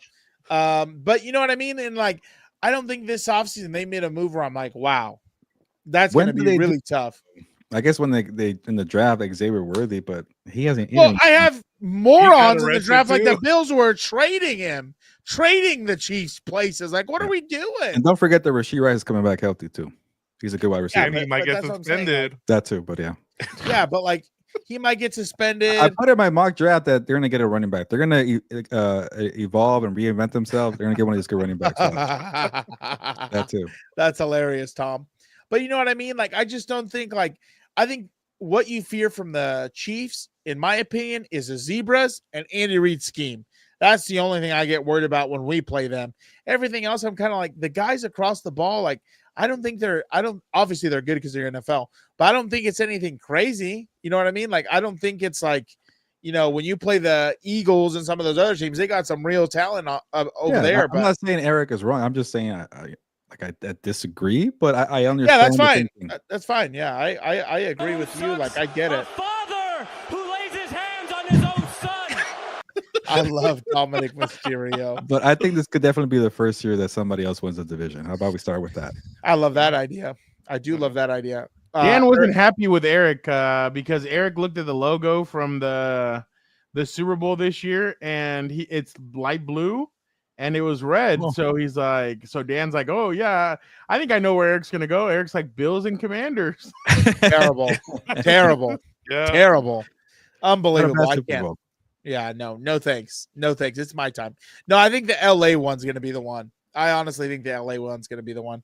I just think they still need a lot of they need to hit a lot in the draft, at least 4 starters, maybe to make it a good because chance this year. You need to Because see. Gilbert's big time, he could try and get you into that Super Bowl. I like that idea. Maybe. Yeah, we'll see. I So like I got that 2 years to idea. make it work. There you go. Because I'll be pretty hyped. Video of Dan and Herbert celebrating. in the I'll water. be pretty hyped. Dude, I would do lines of cocaine that night. I wouldn't even care. I wouldn't gotta even care. apologize to people. He's not a reporter. He can celebrate. It's okay. Yeah. Stop looking at us. Dude, I would. Everybody Yeah, knows. I wouldn't care. I wouldn't care. They would just think I'm part of the team. It doesn't matter. I'll just throw on a Chargers polo. They'll think I'm part of the team. But yeah, I'm not worried about them. Let's take a look at. Well, actually, no. You know what? We'll take a look at it at the end. Let's see, Gilbert. Who is the GM under the most pressure in 2025? What the hell did I have here? The I Bears. can tell you. I'll give you Oh one. yeah, that's I'll easy. give you one. It's go ahead. the guy from the Colts. That guy for sure. Oh Chris yeah, Ballard. Chris Ballard. Yeah, how that guy has What the hell survived, has he I have done? no idea. Look at that steel trap, baby. Maybe Shout out I to- missed it, but did Latu do anything last year? Like he was in love with that pick, and he had a quiet year. Who? Yeah, I don't know. Latu from Latu. UCLA. Clearly, Oh, he no. didn't do much. If we got beefs now happening over the internet. So Yeah, one of his things was he didn't like going and signing free agents, and he finally did it this offseason. Like he just re-signs his own players. Last the ditch Cameron effort. Bynum pick. He had 32 tackles and 4 sacks. It's very quiet. I can't even name their other as rushers. I know I've seen their depth chart, but I'm like, really? That's all they have? And Forrest Buckner, is he still Yeah, there? he's still their good. That was probably his best move as a GM in a long time. But he's older too. Yeah. Then you have you had Ryan Poles. Yeah, Ryan Poles is definitely, because I'm not even sure he's in charge anymore. It might be Kevin Warren. He's like a lot of presidents in the NFL are starting to have a lot more power than the GM. So that might be a trend there. I was surprised that he kept them around, but you know the Bears again. I don't want to fall for the trap because the same thing with the Jets there. Like they look attractive, but something about that environment.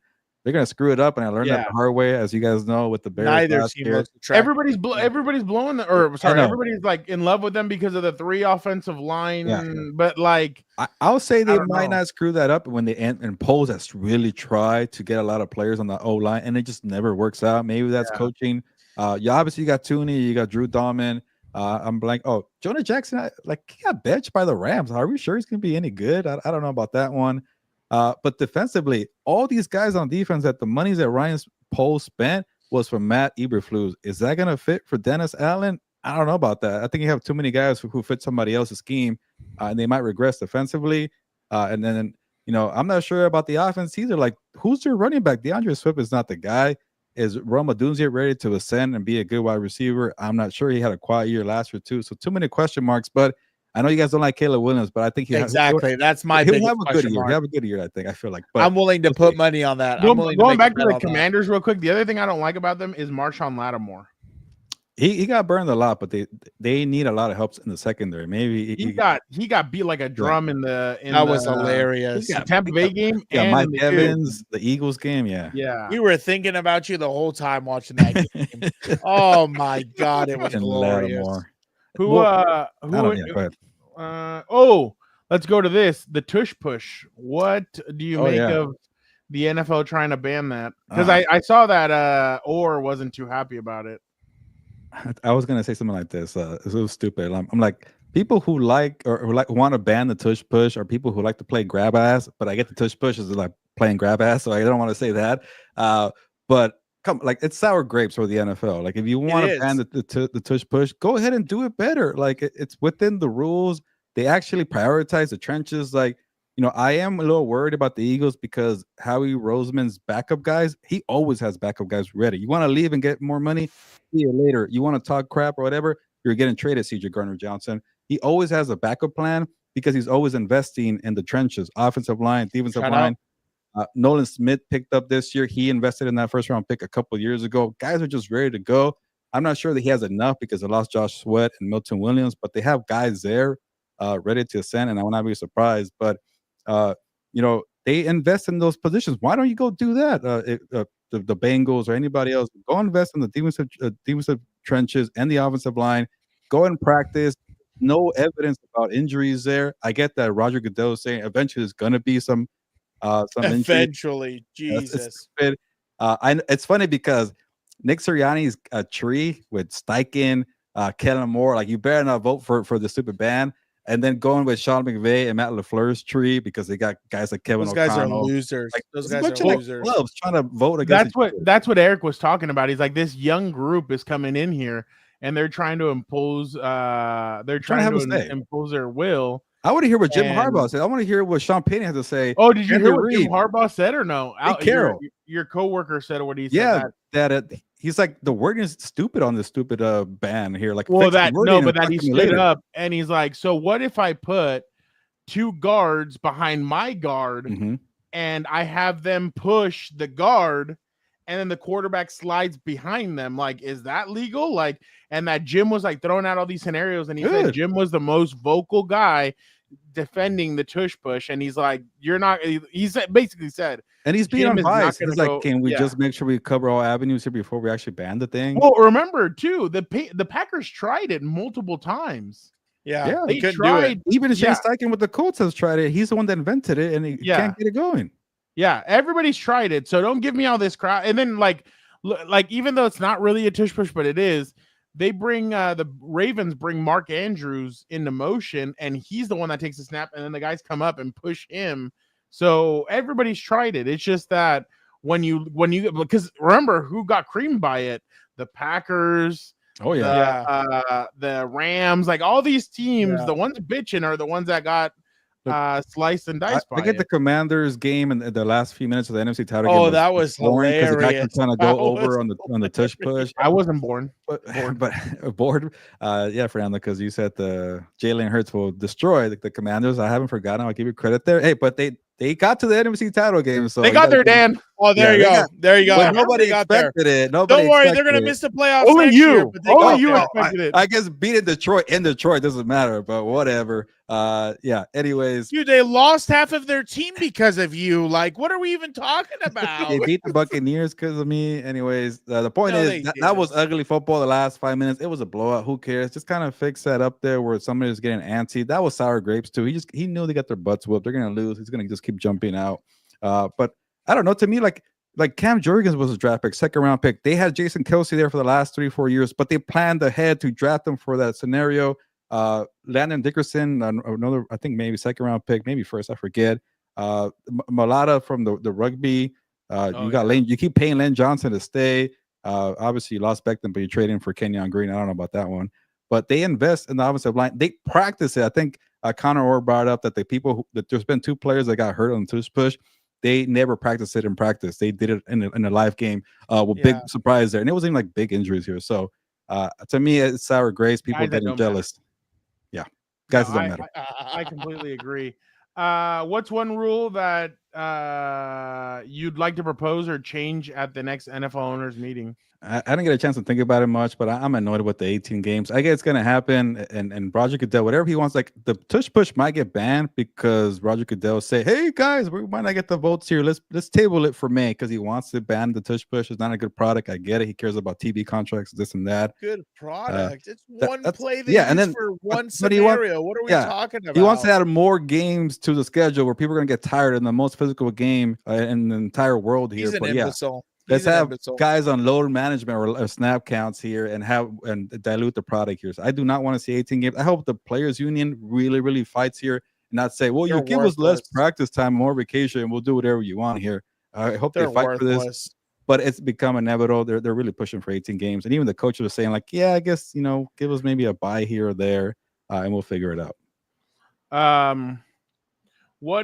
So today, obviously, I know we rarely talk basketball. Dan's Lakers are playing pretty well, so he's excited. Not mine, there. nothing. I don't. You like Luka Doncic though? I don't watch the NBA. I don't care. I don't like care. Luka, The Croatian, the Serbian, whatever he is. Obviously, the Denver Nuggets today fired their general manager and their head coach, Mike Malone, right before 4 games away from the playoffs. Yeah, I think they have 3 or 4 games left. Yeah, in their 4 games left in the season before the playoffs. So they're 4th seed, I believe, right now to make the playoffs. So, from what I read from some of the journalists that cover Denver, they're saying that there was a lot of beef between the head coach and the general manager. Something must have happened that they must have came to blows or something. Because to fire a head coach right before the playoffs is crazy. But what's an equivalent that you guys see this happening late into the season, or an NFL equivalent? My bad. So Gilbert, go ahead. To me, it's Nick Sirianni. Like, he just won the damn Super Bowl, has been to 2 Super Bowls, been to the playoffs pretty much every year he's been there since 2021, and people still hate the guy. They still find reasons for not liking him. And I was supporting the guy when he shaved his head. People were like, "This guy's a dumbass." No, he's not. He knows how to win games. He knows how to talk to his players. But I guess if he starts fighting, like, he's probably the most like the guy who has a ring, probably with the least amount of pull. If you compare him to like a John Harbaugh who hasn't won in a long time, you'd rather have John Harbaugh all day. So to me, maybe it's something like that. Like Mike Malone, yeah, he's a good NBA coach, but I honestly I can't name other coaches in the NBA. So quit with the Ken Wisenhunt crap. Who is yeah, I shouldn't say that. But anyways, I feel like because somebody who just won recently and they fire him out of nowhere because he had one bad season, I think it would be Sirianni. Somebody offered me one time $100. They were like, I'll give you guys $100 thing if you guys tell us the story of why Ken Wisenhunt was fired. I was like, No, I don't know if we can do that. Vic, why don't you go ahead? I was and gonna your- say for me, like I the reason I came up with this question was because Yeah, Jorge did. I saw it on Rich Eisen, and they said it would be like, you know, with the Rams and Sean McVay, because he just recently won the Super Bowl, and then you fire him like in week 16 or 17. But I'm like, I don't think the Rams would fire, you know, Sean McVay. To me, like the equivalent would be like Doug Peterson after he won the Super Bowl with the Eagles, and then a couple seasons later they fire him like in week 16 or 17. Like you just said, Gilbert, with Nick Sirianni, he just didn't have that pull in terms of the success, like where people are like, oh, we really need to keep him. I think that's the name that I thought of. The other one, although he didn't win the Super Bowl, was Taylor from the Bengals. That was another name that I thought Zach about, but Taylor. he didn't win the. Yeah, Zach Taylor. Yeah. Dan. I was going to say, you know, I never understand personally why people side with the GM over the coach. You know, I think a coach's ability to raise the level on players who aren't as talented is a real thing. Whereas these GMs, like, they could have the most talented people there, but if they hire some yes men as a coach, as a head coach, it doesn't amount to anything half the time. And, you know, obviously the one that I think about, he didn't win the Super Bowl, but was when Marty Schottenheimer got fired after 14-2. And it's like, look what's happened to the franchise since. It's been in shambles. Not now, right, Dan? Not now. Now we're in good hands. Thank God. Hopefully, God willing, we'll be back. Beat Houston first, and then you'll be in good hands. There he is again with the slander. Have you not seen how bad of a day I'm having already? And you want to come over here and throw in more shade? That's probably. Go, Dan. But yeah, exactly. You suck. You suck. But I just have never understood that type of stuff. You know what I mean? Like the coach is there for a reason, especially this late in the game. You're telling me you can't swallow your pride and just move on, especially like until the end of the year. Yeah. Unless this guy was doing lines before he went to games and stuff like that, or, you know, stealing money from the franchise. Yeah, who knows? That's why I don't buy that. It's just that they had a difference of opinion. But well, they shipped out Luka Doncic because he drinks so much, so you know, you never know. Yeah. Oh, that was crazy. Yeah, especially when you start seeing the videos and stuff like that where they take the beers out of his hands. I thought that was hilarious. I don't care. Like Ovechkin from hockey, you're drinking and you're playing like that. I don't give a crap. Dude, you remember how Jordan was? What are we talking? Oh yeah, he about? was And they're Europeans. Like they like to smoke and they like to drink. Like yeah, like it's not. Yeah, I agree. Gilbert, I just had 2 questions about your mock draft. One, Shedeur Sanders to the New Orleans Saints. Por qué? Time, because it's time to get Derek Carr out of here. Like Mickey Loomis, what are you doing here, man? I'm not a Saints fan by any means, but I'm tired of this franchise. This is the same roster that Drew Brees had in 2020 when he retired. What? Like I'm about to break my table here. Like look at the players on that roster from 2020, Drew Brees last year to now. A lot of guys there. DeMario Davis, Cameron Jordan, I think maybe Tyrann Mathieu. These are some old players, like, and they keep doing it. I'm like, okay, they fired the coach. They're gonna get younger. They're gonna fix the salary cap. What did they do? They bring back Derek Carr. Hey, Chase Young, you're kind of a rotational edge rusher. $51 million for you right here. Old Justin Reed, come over here and I'll pay you more money because we don't care about the salary cap because we'll reconstruct roster contract, this and that.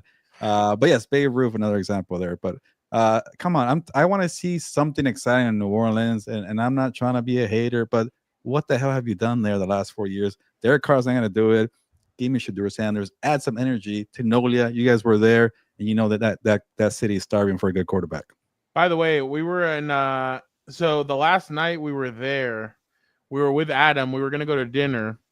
And we're in an Uber, and the Uber driver just starts shitting on Derek Carr. Oh yeah, hilarious. He's like, where are you guys from? He's like, oh, I cover the Raiders. Like, Raiders, you guys send us Derek Carr. That guy sucks. And then he is just crap. Like the whole 30-minute ride, he's just crapping on Derek Carr the whole time. He's like, he's like, yeah. I mean, you could throw anybody out there, anybody better than Derek Carr. He's like, Deion Sanders, boy, throw him out there. Yeah, throw him there. Yeah. Like he's like, the whole city is fed up with Derek Carr. I'm like, damn.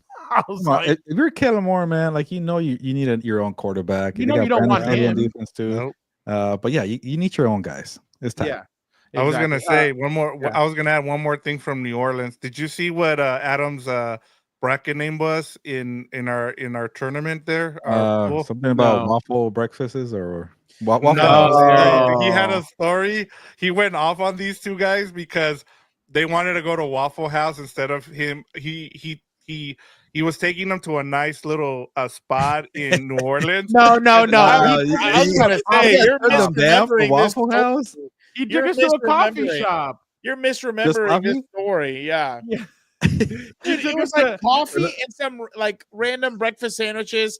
I don't think there was any sausage, bacon, or anything like that. No pancakes. I was like, I want breakfast. I don't go to Starbucks wanting breakfast. Like, especially after a night of heavy drinking, I want like a big breakfast. I was barely Have you alive. seen the there. guy's coffee drink? It's a large, whatever, venti, Yeah, pure no black. thanks. I'm good. I don't Yeah, care. but I we're don't drink like, coffee. I like, want he asked breakfast. me, where do you want to go? And I was like, well, we want a breakfast spot, somewhere where we can have a healthy, hearty, not healthy, but a hearty breakfast. And then he goes, he's like, all right. And then he's like, okay, I found a coffee shop. I'm like, oh, hell, this isn't going to work. So we just wanted to go. There was a Waffle House like a couple blocks away. So we decided to go to the Waffle House, and he's just wrapped on us. I didn't care. Hey, I didn't like care. Waffle I House, told so him I would have been with you 100%. guys. It was See, I hilarious. told him that. I like Waffle House. It was hilarious, Gilbert. We brought him on. I think he was the first guest we had on after Super you know, Bowl. and he just went off on them for like 10, 15 minutes about the whole experience. I'm just like, Well, he and did then make it on the just show. bracket that. He made the appearance on the show during Super Bowl week, right? Yeah. Right. And I think you gotta cut him some slack and get that coffee for him. But I get it. It's not Waffle Where House. the fuck are you going with this? What are you Or- talking about? Or you go to Waffle House, get your No, food, no, and no. then you Adam, stop for the coffee. No, Adam stayed at the coffee house. We Oh, he never- Ubered. Yeah, he went. He didn't want to go to Waffle House. Are so- you drunk? You guys just do a fan vote. No, so we went to the coffee house. We left our shit there with him, and we're like, we're gonna go to the Waffle House. He's like, all right. He's like, are you guys sure? Like the food here is good. So I'm you like, got hell on no. another Uber to go to the Waffle House. Yes, Yeah. yes, Wow. Okay. yes. Determined. Well, I Adam was stayed with all of our determined, yeah. bags. Okay. Yeah. All right. Dude, when I go to these areas, I want Bojangles and I want Waffle House. I I've didn't never get been to my Bojangles. Bojangles. Oh, it's really good. I didn't get my Bojangles, but I was gonna get my Waffle House. That's what I wanted. Yeah, I'd rather have Waffle House and Cracker Barrel any day. Oh, stop it! Don't you slander the good Cracker people Barrel at is Cracker Barrel. terrible. I love Cracker Barrel. You Yeah, must have ordered. I'd rather wrong. go to Denny's than Cracker You Barrel. ordered. Oh, that's terrible. I You hate ordered Denny's. wrong. You ordered wrong. I got. I've something never good had at a good Cracker Barrel. experience. I've been there maybe 3 times. They I were finally so had a good lovely. experience there. I was with Oh, you, yeah? Gilbert. I finally had one when we last went to Oklahoma. And Oklahoma. we're driving back. Yeah. I had a lovely experience. Our waitress Actually, it was was so in New nice. Mexico. I loved it. I had a good time. I've I was always like, enjoyed a Waffle House, so I've never had a bad experience there. Yeah. I'm waiting for a Mc- fight though. I haven't seen a fight there yet. Yeah. I don't same. want to see that. I don't want to see that. I just wanna eat McMillan to the Chargers. Thoughts on Yeah. that one? Yeah. How do you pronounce his first name, by the way? I still need That's to work why on I it. just said McMillan. Victoria? Titoria, yeah, McConkey Titoria, and yeah. McMillan. How about that? That sounds pretty nice to me. T-Mac. T-Mac, this draft is kind of weak in terms of getting that number 1 wide receiver who does everything. You know how I was talking about for the Packers, they probably can't find that in this one, but they got a bunch of good specialists, and he fits that Mike Williams role where good catch radius, contested catches, a big boy football, throw it down the field. And we saw Herbert do it. I get you got Mike Williams back, but come on, he wasn't the same player last year. If you get McMillan to be that kind, the X receiver next to McConkey is great, but he has limitations. He can't be the big catch radius, he can't grow 4 or 5 inches. So imagine having somebody that good, he can move all over, and McConkey, who's going to be a nightmare for defenses to keep up with. And then you got a big body receiver, McMillan out there, T. McMillan. I like it. I get he has some kind of flaws to his game. I think you probably seen the video where he said he doesn't watch film. That's kind of a flag there, but that was 3 years ago. Dan, that's what he wants on your team. Yeah, Exactly. I already have enough He's of a that. monster. Just throw it up, YOLO. And we saw Herbert do with a prime Mike Williams. He's not that guy anymore. So get younger. That's what the Harbaugh. I'll be honest about Ortiz Mike. does. I'll be honest about Mike. He's a year now removed from Yes. the torn ACL. He might be better. I just think New York and New York, they're okay. That's one person that may have negative shit to say about Aaron Rodgers. That's one, yeah. So there's one, but because he threw him under the bus did. once or twice, and then he goes to Russell Wilson. So I'm sure he's kind of like, Papa, bring me back, and he's excited. Gilbert, Keenan Allen, I don't know if I think they're gonna get like What's the same thing with Mike Williams? You don't go back to an X. Like these guys are older. Well, Mike, I could see why. Dude, are you kidding me? They need people who can catch the ball when they're open. Mike's not going to drop This is why I it. like Harbaugh and Ortiz. They have a vision. They stick to the plan. They don't care about big names. They don't care what you did a couple years ago. They go through the draft. That's why Baltimore always wins. Harbaugh knows how to say, what have they won? Right. What have they won? What have they won? What have they won? But how long ago? Yeah. What they're are we always talking there. about? They know how to trust their system. And you're going back to the What the hell did Mike Williams and Keenan Allen do when they got $20 million per year? Nothing. I get you want to go back to the past, but I'm not for that. Go to the future. Who's talking about the past? You're not listening. He'll catch the ball when he's open. That was the biggest problem from last year. Guys drop and tip the ball.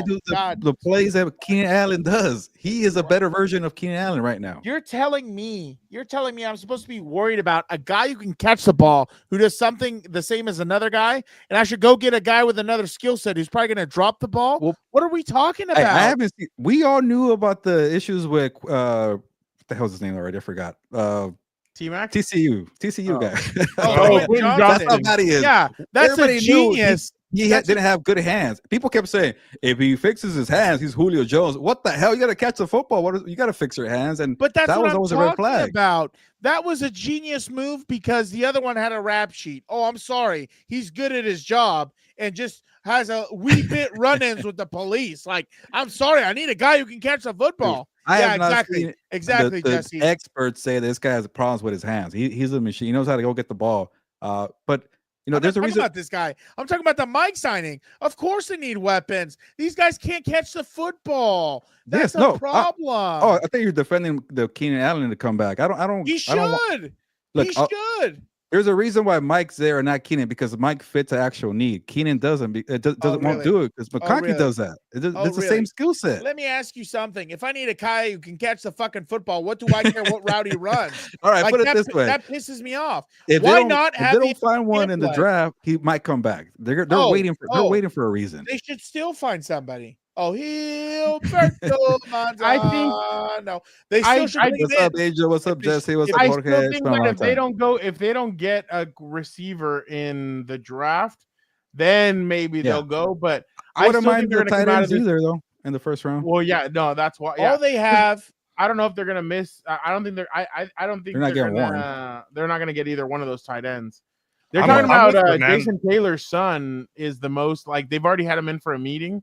It sounds like Jason Taylor's son is the most likely to be the guy. I've already had a son of another. Jason Taylor's son was Zach Thomas's nephew. Is that what it is? I forget. Sure. Who cares? Great grand. And Joey Taylor's at receiver. At receiver right now. At receiver right now. All I have: Lad McConkey, Mike. You don't know what you get in Quentin, and I think Brendan. You got Rice, 700 yards, unless I'm wrong. They might be going for the tight end. They got Mike Williams on board, and then Johnston. They were going for the tight end, maybe. Maybe you get the guy from Miami in the second round. What's it called? Rojo? Yeah, they're going to draft somebody, but that's a lot to put on a rookie. You don't know what these I think I agree with you. Friend of the show, McConkey did pretty well for a rookie. Field Yates had them tight end and receiver first and second round. It's got to be one of those two and to start off the draft. It's like you came on. You're like, how can I piss off Dan? Oh, here we go. Let me start telling them they don't need receivers. For the love of God. If Keenan comes for like a $2 million price tag, I guess go ahead and do it. But he's old. I'm not saying sign. That's what I'm saying for a vet man. You're telling me you don't need the extra trust camp the legs? process. Trust the draft first, and then go and panic. I'm gonna tell you right now. If we trust the stupid process, I see people pop up passes and drop them. I'm gonna remind you of this conversation. That didn't pop up any passes. I'm gonna be really pissed. You got very frustrated, but they made progress. You got to keep trusting it. Progress. Year two is gonna get better. Progress. So they lose games out of a basic thing you are taught as a child, and they're professional athletes, and this team is paying them. What are we talking about? I just don't like going back to the old timers. That's it. Who's talking about? I don't understand what you're talking. In the wide receiver room, you have no leader probably right now. Yeah, maybe Mike. Maybe you're telling me a veteran presence doesn't add something. Yeah, maybe not a leader. Yeah, Keenan could be year, but I don't know. Just Again, I need people who can catch the if you get football. the Michigan I tight don't end care. as a Coastal Loveland, like you're okay. You maybe bring Keenan back, but if you You're get the guy from okay. Arizona, you're set at. But they got a Conklin is actually a good tight end. He's low underrated from the Jets, by the way. Yeah, that's Yeah, why I thought that was a Yeah. good signing. yeah. Yeah. I was I just mean- gonna say, and I'm gonna add this. Hold on, this question, Edge is the underrated pick at number 1, and I'm leaning defensive tackle. And Really? I remember Fernando talked about this. That's The what I kid think they're Grant gonna out of do. Michigan. Yeah. I think that's gonna be the pick there. Like, the Chargers are not gonna go flashy with the tight end or a wide receiver in the first round. I'd be shocked, like especially after what we saw last Unless draft. Loveland is sitting right there, which yes. he's ignored his Michigan guys. Like, okay, I'll tell you one thing. If Will Johnson drops into their Oh, lap, yeah. they're taking That's a him. given. Yeah, That but he's kid, not. he's a 6. No, well, yeah, he's a 6'2" Cornerback. corner from Michigan. They'll like, because I saw somebody, one of the main draft people had them Will falling to them. I'm surprised I'm he like, oh, dropped they're taking in all these rankings. They're Will Johnson. dropping them everywhere. But my bad, Vic. That's what I've been saying. I think it's going to be either edge rusher or it's going to be defensive tackle. Quick, I don't see them going quick the other promo route. for I have a story coming out on the edge rushers because people keep saying it's a deep crop of edge rushers, but I spoke to an NFL coach who told me they're deep, but there's no like blue chip guy. Even Abdul Carter could be a risk. So just saying, Well, maybe 'cause of the coaches foot injury. they're not as high on them being like bona fide stars. So you want to get like a legit star. It's good for tight end. It's good for teams to tackle, even for running back. So to me, Yeah. and then quarterback is weak too. So there's a reason why people are not liking Will Johnson. I don't know why. I thought he was pretty good. He's probably the better corner than the Texas guy, who's more of a versatile move around guy. Jade But, Barron. yeah, if you want the shutdown guy, it might be Will Johnson. But I think he has like an injury history too.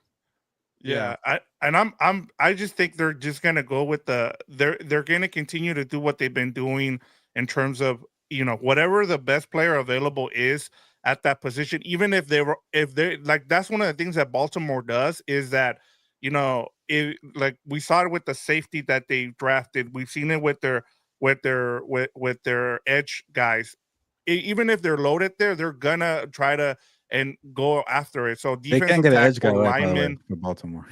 Yeah. I saw how many they've drafted second round guys, and none of them are doing well. Oh, don't worry, Yeah. but keep trusting that process. I know. It'll get you a few MVPs. Cowboy Noah really saved them last year with 14 Yeah, sacks. I it's- think. it's Or Dude, 12. we saw him at the Super Bowl. Oh yeah. Yeah, he told me he let me interview him, but he goes, I'll give you 4 questions. And I was like, come on, dude. I was like, I'm a pro at this. He's I like was this, how many standing times- talking to you. No, Yeah. no, it's funny because he told his wife, he's like, he was actually the best one with the Chargers. He was always the best one at like keeping him to 4 solid questions. And I was like, I appreciate that. So yeah, he got a chuckle out of me for because he told me 4 questions. I'm like, all right. I'm like, I'll give it to you. But yeah, no, I agree. Defensive tackle just seems like is the bread and butter because they got lit up by running backs at certain times and they're going to be missing guys. The edge thing, I don't trust Thule all that much to be that impact guy. I was going to ask you that. Did he for have that them. big jump? And it seems like he Well, didn't. because last No. year, okay, first 4 or 5 games of the season, he had 0 sacks. He's setting the edge is okay. He's not like, I think he's still learning. Through 8 games, the middle of those 8 games, he had 8.5 sacks.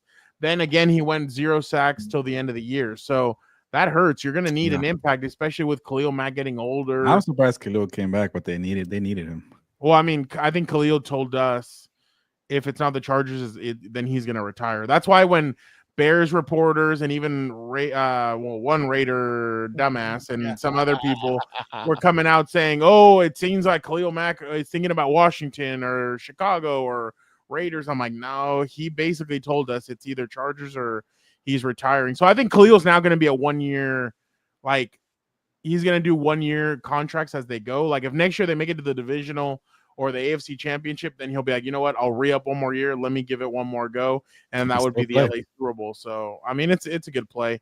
One more thing. I was gonna say, just in terms of a bold prediction for this draft, and I'm glad you brought up the edge guys, Gilbert, because I think the best guy in terms of the edge that's gonna have the best career is Mike Green, that kid out of Marshall. Oh, yeah. Like I've seen his tape. Like I'm not a tape guy, but the fact that kid Twitter can is. go, Yeah. Yeah, I'm not gonna go that far. But in terms of what I've seen, the fact that he can play the run is really impressive. And then he had those 2 games against Virginia Tech and against Ohio State Mhm. that I was really impressive. So that would be a guy that if he falls to the Chargers, which I doubt, I think he's going to be gone by then. That would be someone, if they get their hands on him, that would be a great get. Yeah, the thing about him that people were worried about is not really an issue anymore. He was pretty lean for the size. He wasn't that big, and then he came to the Senior Bowl. I read, and he gained pounds, and he seemed like he was a natural with the pounds he gained, and he killed it at the Senior Bowl. But to me, the one that again, I don't want to just copy the draft guys, but I'm like, because they asked me to do a stupid mock draft like in the summer. I'm like, what the hell do I know about these college guys a year from now? And everybody kept saying James Pierce Jr. from Tennessee was going to be the #1 pick, the edge rusher, and I think I had him in my mock draft from 8 months ago. So I kept following his career. I'm like, all I hear, this guy's a monster. Like, he has a freak athleticism. He has the size, maybe a little skinny, a little lean, and that's why I think he might go to Raheem Morris, because those Rams guys really like the leaner guys who know how to bend and just kind of create a lot of scenarios for you. But again, you read my story tomorrow. I felt like, okay, I don't know crap about college, but I felt a little validated when the coach said the one you need to look out for, the one that has probably the most talent, is James Pierce Jr. out of Tennessee. The thing is, does he have that motor? Does he want to get better? And I think the coach was telling me, does he know that he's the best talent in this edge rusher class, like better than Abdul Carter? So that's a question mark with him. Maybe that's why he dropped. People have concerns, but there's always one team that says you can't teach that type of athleticism. I'm gonna go get him. So don't be surprised if he's a top 15 pick. Well, part of me thinks that Cleveland might go Abdul Carter to match him up with Myles Garrett and go. I keep seeing Travis Hunter is maybe the #2 pick now too. That's the other one. What quarterback? They traded for Kenny Pickett, right? Yeah, that's their #1 quarterback. I think they're going to end up trading for Kirk Cousins. I think everybody, they're going to trade for Kirk Cousins, which makes sense because of the coach and the familiarity that he has with him. So that makes a lot of sense. Now, if that happens, then I think, especially with Kirk Cousins being a year removed from the Achilles, I think it helps him a lot there too. It was a funny interview. I think at the owners' meetings, they asked Kevin Stefanski, like, if Kenny Pickett's your starter, you feel comfortable with that? Obviously, it's like, oh yeah, I'll be okay with that. That's not freaking true. They're gonna do something in the draft, and that's why it's kind of dumb to ask these coaches roster stuff before the draft. But there's no way in hell Kenny Pickett's your #1 option. What did you think of the whole Myles Garrett drama? Well, money talks, right? So he's not gonna win in games. I look at their roster; they have so many holes and various. Like, their O-line got old pretty fast. Even got a guy like Joe Bitonio, the guard, he got old pretty fast. They don't have a good running back. Was going to be Jerome Ford again. I'm tired of seeing Jerome Ford. No offense to the guy. Nick Chubb is still a free agent. Are we sure that Jerry Jeudy can do it again? Remember, he's just another guy, according to Steve Smith. He had a good year. Jack, but that was with Jameis Winston. You don't have a quarterback anymore. I do like their tight end and Njoku.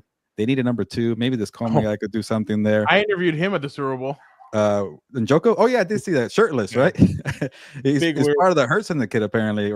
But yeah, it seems like it. Defensively, they have good cornerbacks, but right now, without Abdul Carter, they don't have a lot of help for Myles Garrett. So that's not a good roster right now. And but finally, they admitted Deshaun Watson was a miss. Finally, that was funny that they said, because he's. By the way, you have to, like, I've been of the mindset, and I asked Eric, I've asked Vic, I've asked Dan.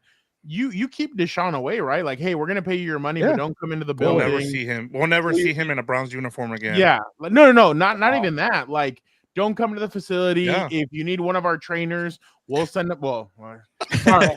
Like, I meant like a trainer. Send a man. Yeah, exactly.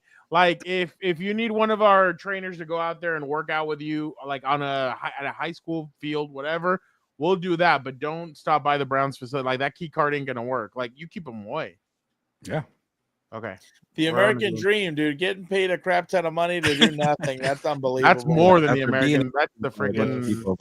Well, that's the American dream now with all these TikTokers and don't even get started. OnlyFans. Hey, I just watched Suits, 9 seasons of Suits, and I understand how lawyers get away for their get away with stuff for their clients. So, are you watching the new one or no? I keep hearing bad things. I don't want to ruin it. I really enjoyed Suits New York. Harvey Specter and Mike Ross. Those are my 2 guys there. A buddy of ours named his kid Harvey Really? So it was funny when we first heard that name. I was like, "Oh, Harvey Dent. That's interesting. Two-Face. All right, big Batman guy." He's like, no, Spectre. No, And he then goes, he goes, "Who's that?" Harvey Dent. Yeah. Yeah. I was He like, said, "Who's that?" I was like, Even "What's I this know who that deal?" is. He's a math guy. He's a math Yeah. guy. Oh, Loser. man. I watched that for 2 months straight. The long nights with Julian, when he will wake me up at 2 or 3 in the morning. I would just pop it on Netflix, feed him, and then go back to bed. There you go. Have you been keeping up with WWE? A little bit, not too much. I always get my content from social media, and Don't worry, it's been underwhelming. I did like that Tiffany Stratton clapped back at Charlotte because Perfect segment. There you go. the first time around she lit her So up. Charlotte's done that before. Like her and Yeah. Becky went at it. So Charlotte, when she starts getting frustrated, she goes off script, and that's exactly what she did here. And Tiffany just hit her with the what's it called with the Charlotte after I beat you at WrestleMania. You're gonna be like you are in your regular life. You're gonna be alone. Ooh. What are you 0 for 3? And I was like, oh shoot. Ooh. And then she left the ring like, oh, I'm done with you. And then she goes, oh, Kaiser's in my DMs. I'm like, dude, like you just try to make a buck off of the Conor McGregor. Your wife is in the DMs. So I was just like, oh god. So I guess there's a lot of heat on Charlotte right now for it. But I'm just like, and I get Tiffany's frustration with it. Like just according to some of the stuff that I've read, she feels like Charlotte's gotten the better hand of her in every single promo that they've cut so far, and she's frustrated. And she's like, okay, I need to clap back. Like I'm the damn champion, not Charlotte. So I actually didn't think Tiffany went too far. I think Charlotte's going too far, and I think Charlotte's growing frustrated because everybody, like all the fans, are over her.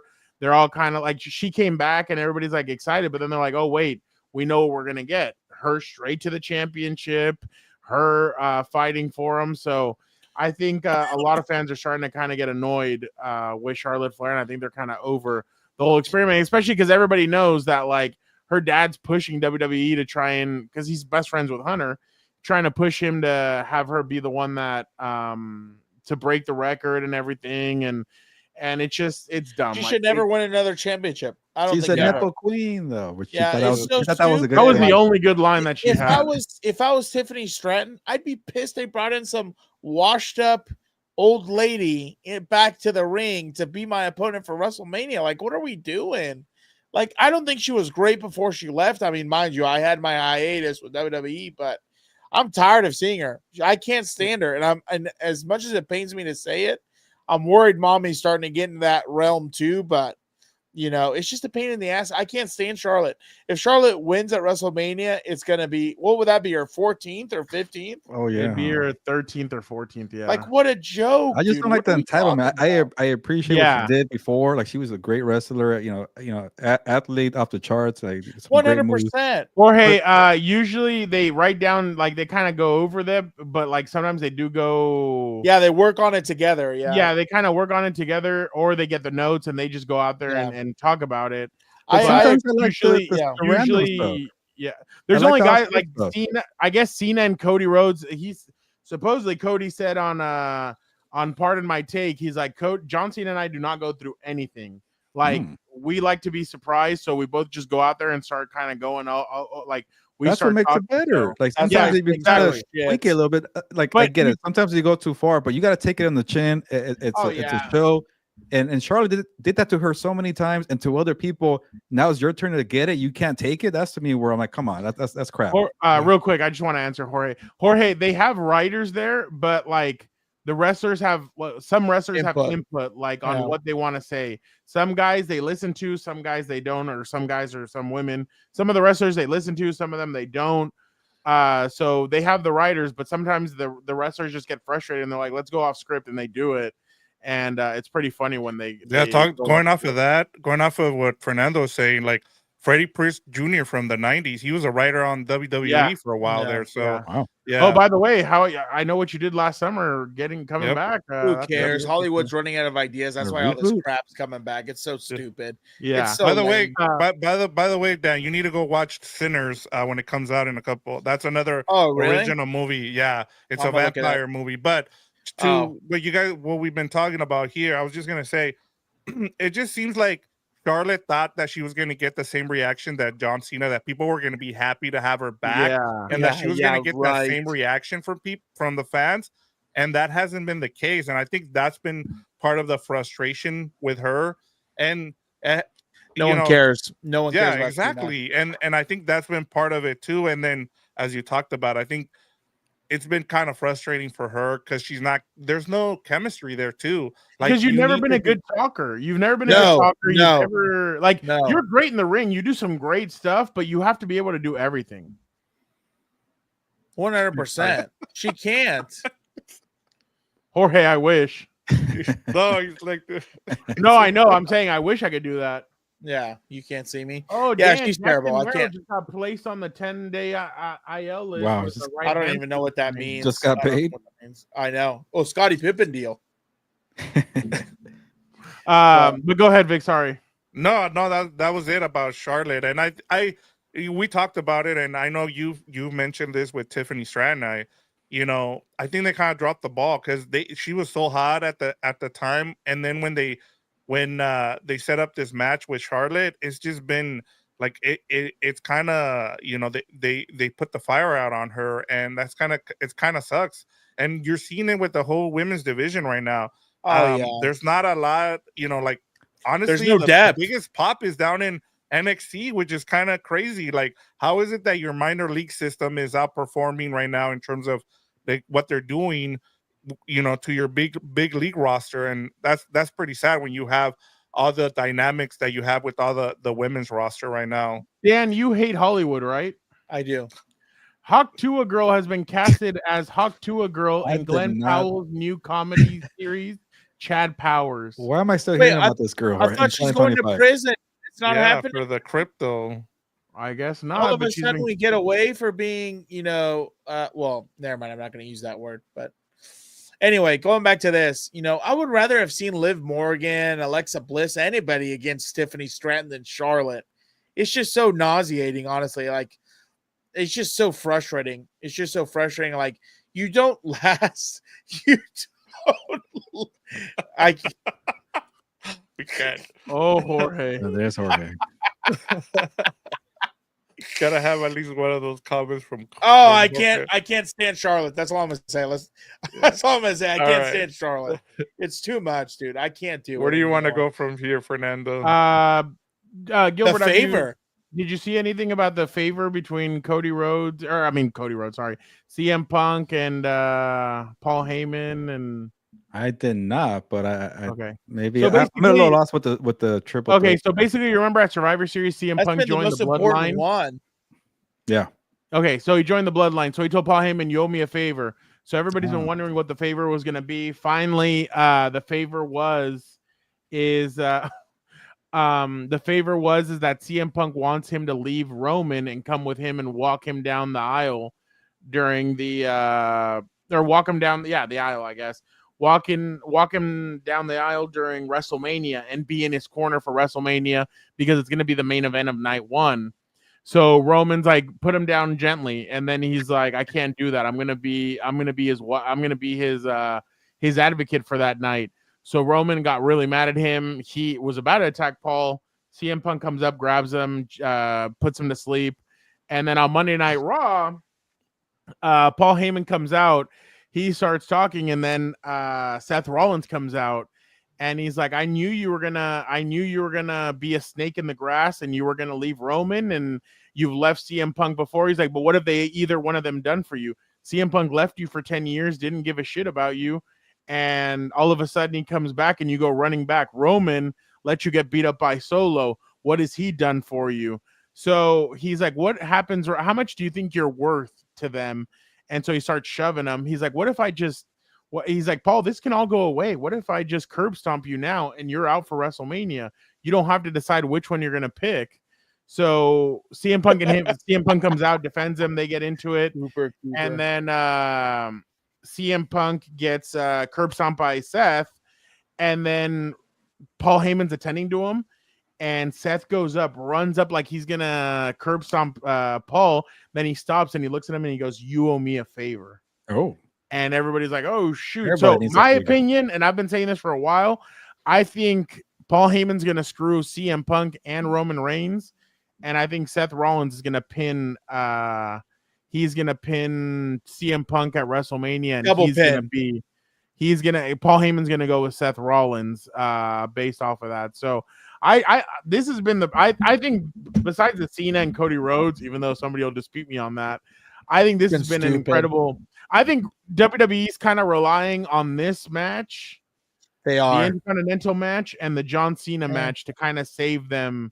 I mean, this okay, WrestleMania, yeah. Whoa. I'll tell you one thing: the pop if Dominic wins that Intercontinental Championship is going to be nuts. Speaking of which, where's the People's Champion? He's been doing his best John Cena impersonation because we can't see his ass anywhere. So he screws over Cody. Then we never hear about it again. Like, what type of backwards booking are we doing? That was awesome. It's a joke. But there has been yeah, a lot of awesome. frustration, Gilbert, when it comes to seeing John Cena be the Rock's mud out there just doing his work for him. No, never. Apparently, favors are a big deal in WWE and also in the legal system, according to Suits. Everybody owes somebody a favor. So. Well, we've seen a couple favors in a certain documentary of a certain guy who used to run WWE. So, okay, allegedly. Be a man of your word. So I don't know what's going on over there. It's just dumb. Like the John Cena thing to me has been so underwhelming. There's been like the last promo was good for the most part. It's been great. The other two, I'm just like, what are we talking about? Like, he just sounds like the kid promo. After that, it went downhill. Yeah, which one? And with the little kid that he called out. That was funny. No, the one last week was good. That was better because it actually went back and forth. But like, it's just been so underwhelming. Then you have The Rock, nowhere to be found like usual, but he'll come back and say, "People's champ." Dude, this is less than a part-timer. I don't know what's less than a part-timer. I don't know. Unemployed. I feel optimistic about that one. They could have a good ending for John Cena's maybe final match. It's gonna be Cena's gonna win. December. It's December. Cena's winning. Oh, it's the whole year. Yeah, it's the whole year. Yeah. It's his last WrestleMania. I was nervous. Oh my god, that was good. That was for good. the love of God. We've got some zingers in here. The comments today have been fire. We know if Mason Taylor gets drafted by the Chargers, like it's gonna be. It's all gonna be. It's gonna be milk and honey. He'll be there. Yeah. At least you get to ask her in person. I'm just like, that's the thing is that WrestleMania 39 and 40 were so good that now I don't know what's going on. That this year maybe the wrestling's gonna be really good. Oh, come on. And the storyline kind of sucks. They're just throwing shit at the wall at this point. What are we talking about? Cena. It all makes. I love it. So, I can't wait to see Cena. Let me ask you then this: like, who is to blame then? Is it like the new merger with TKO? Is it Triple H? Like what? Because I feel bad for Vegas. You know, like you're gonna have a WrestleMania there, and it like the storyline's going up. Like ticket sales are down. I can tell you right now, the A's. Everybody thinks that the A's are going to be really fun in Vegas. Those tickets are. They're not. That's not going to happen. Like from what I've heard, like that thing might get canceled because of the whole Raider thing. And honestly, if we have Adam on, I want to ask him. Yeah. Raider tickets are everything's so expensive in Vegas. It's ridiculous. Like Joe Morley the other day was telling me, "Oh, I want to go to WrestleMania with my son." Then he looked at the ticket price, like, "Shit, I might not even go." Like Gilbert, we looked at tickets the first day that they came out, and WWE for sure, Jorge. 100%. Not even close. It's global. It's not even close. Yeah. But TKO, Roman Reigns. They could kind of take out, like they're taking out. UFC is really expensive. What they're about to do with boxing is ridiculous. WWE also, like, they're starting to outprice themselves, and I see the way that fans are reacting on social media, and a lot of fans are like, "I'm just gonna stay home. I'm just gonna stay home," and it's like, so what are you gonna do? Seat fillers? Like, are you just gonna bring a bunch of people and seat fill for the camera? Like influencers?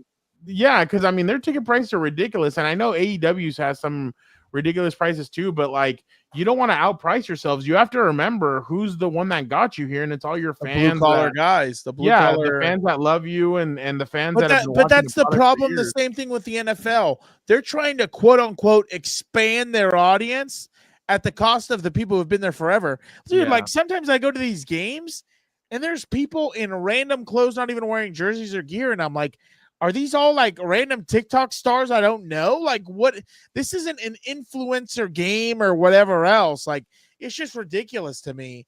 And the same thing with this. Like, who are you trying to appeal with these prices? Like, that's not the family of 3 who, you know, I don't know, saved up all year, a Christmas present, whatever, you know, gonna be able to afford this. Like, what are we talking about? Not even me. Do you who's think? single. Do you think Mark Davis has a stroke if Max Crosby comes out and like does something physical? That'd be hilarious. Remember Gronk had just had surgery and he came out and he Jinder Mahal, I think he like he speared him like an he idiot. speared him, and supposedly Bill Belichick was pissed that he did that. Of So course. I'm If he was out interested to most see of the what- year, I'd be pissed too. Yeah, but I mean, those are just some little thoughts. Next week, we'll get into the full matches and everything that's going on, and we'll get predictions out of Dan, obviously, because I'm interested.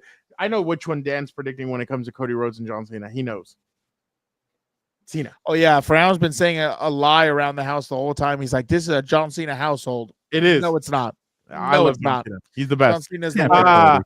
But all right, I think we abused enough of Gilbert's time. Gilbert, will you be back next week?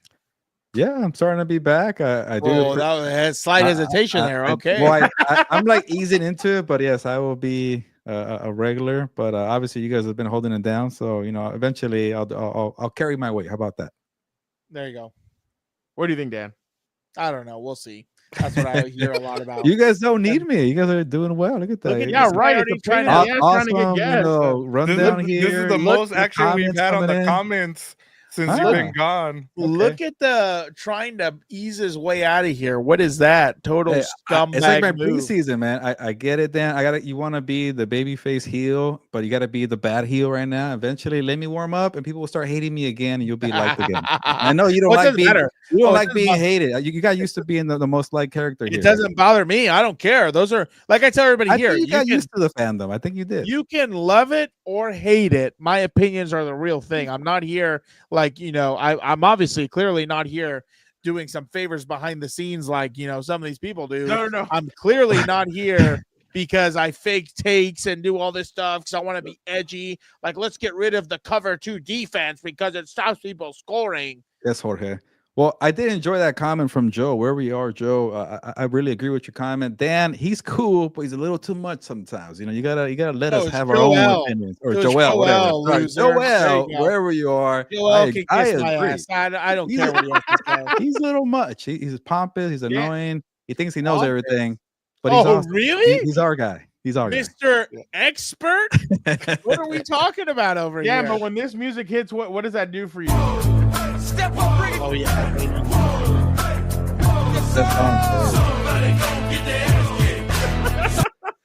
Yeah, I love my guy. I love my guy. guy. And I do want to Basically- see Eric on more too. Who was pissed that they didn't have entrance music? And I do. Oh, need it to was get Adam. It was Adam. Yeah. Yeah, yeah. he wants his entrance. I was gonna ask you. I was like, do we have an entrance song for Gilbert since we're gonna surprise Dan? But Oh, he's always been the Rock because they're both Yeah. barely show up, do any work, but they take all the credit. So when I come on, man, ratings do well. That's it. Just like we need you to say the final boss is here. Yeah, the just final like boss, man. just like when the Rock last year in the documentary, you know, it was going to be Roman and I, but we listened to the fans and we knew what the fans wanted. And I said, let's give the fans what they want. Yeah, Because I thought it was the good thing to do because I wanted the fans to be happy. Oh my God, just shut up, Dwayne. That's why he's divorced. He's needed for a reason to carry the WWE right now. That's why he's And divorced. He because I can't. he forgot always he's has a say. he's He loves on the himself too board much. too, so he is. Yeah. He has It's a plenty to joke. say. It's all a joke. It's all a joke. That's why I can't stand any of this stuff. The Rock's going to ruin wrestling once again, so we'll see how that goes. LeBron's gonna ruin basketball. He did. You He hate did. baseball. Mahomes and referees did. ruin football. He did. They Everything's did. fine. Nani's gonna No, go- Goodell, I'll give a little more credit. That little sneaky bastard loser in the boardroom over there. He ruined it just as much as those other losers he backed. Yeah, and with everybody talking about Travis and Shador, what are they all forgetting? Forgetting about Shiloh now. Let me tell you something. I Seventh was telling round Fernando pick. this morning. The only reason I wanted Dion to get a head coaching job, could you imagine? He takes Travis like top 5, then he takes Shador middle of the first round, then he trades back in, gets Shiloh at the end of the first round. That would have been hilarious. No, Probably get him as an undrafted free agent. But all right, thank you guys so much. We appreciate you guys for jumping on another episode of the Four Compas. We'll be back next Tuesday around the same time, so make sure you guys hit the notification button so you get that alert when the show is on. Jorge, no more being late. You missed the opening and how we got Dan tricked that Gilberto was coming back, so definitely excited to have Gilbert back. Obviously he is a papa now, so we appreciate it. This was a lot of fun jumping back on. Next week we will talk more NFL. We'll have that's right. Hit the like button. I always forget to say that. Hit the like button. Shout out. Help us out. And appreciate you all. But we appreciate Gilbert coming back in here, and he said he's gonna ease his way into this, Dan. So we'll definitely. God, I hate following some of the idiots and have notifications on them because some of the shit they tweet out is stupid. I just got one right now. But all right, appreciate you guys. Thank you guys so much. Dan, I know I've been having you do the outros, but is it okay if I give it back to Gilbert? Come on. All Back right. to me.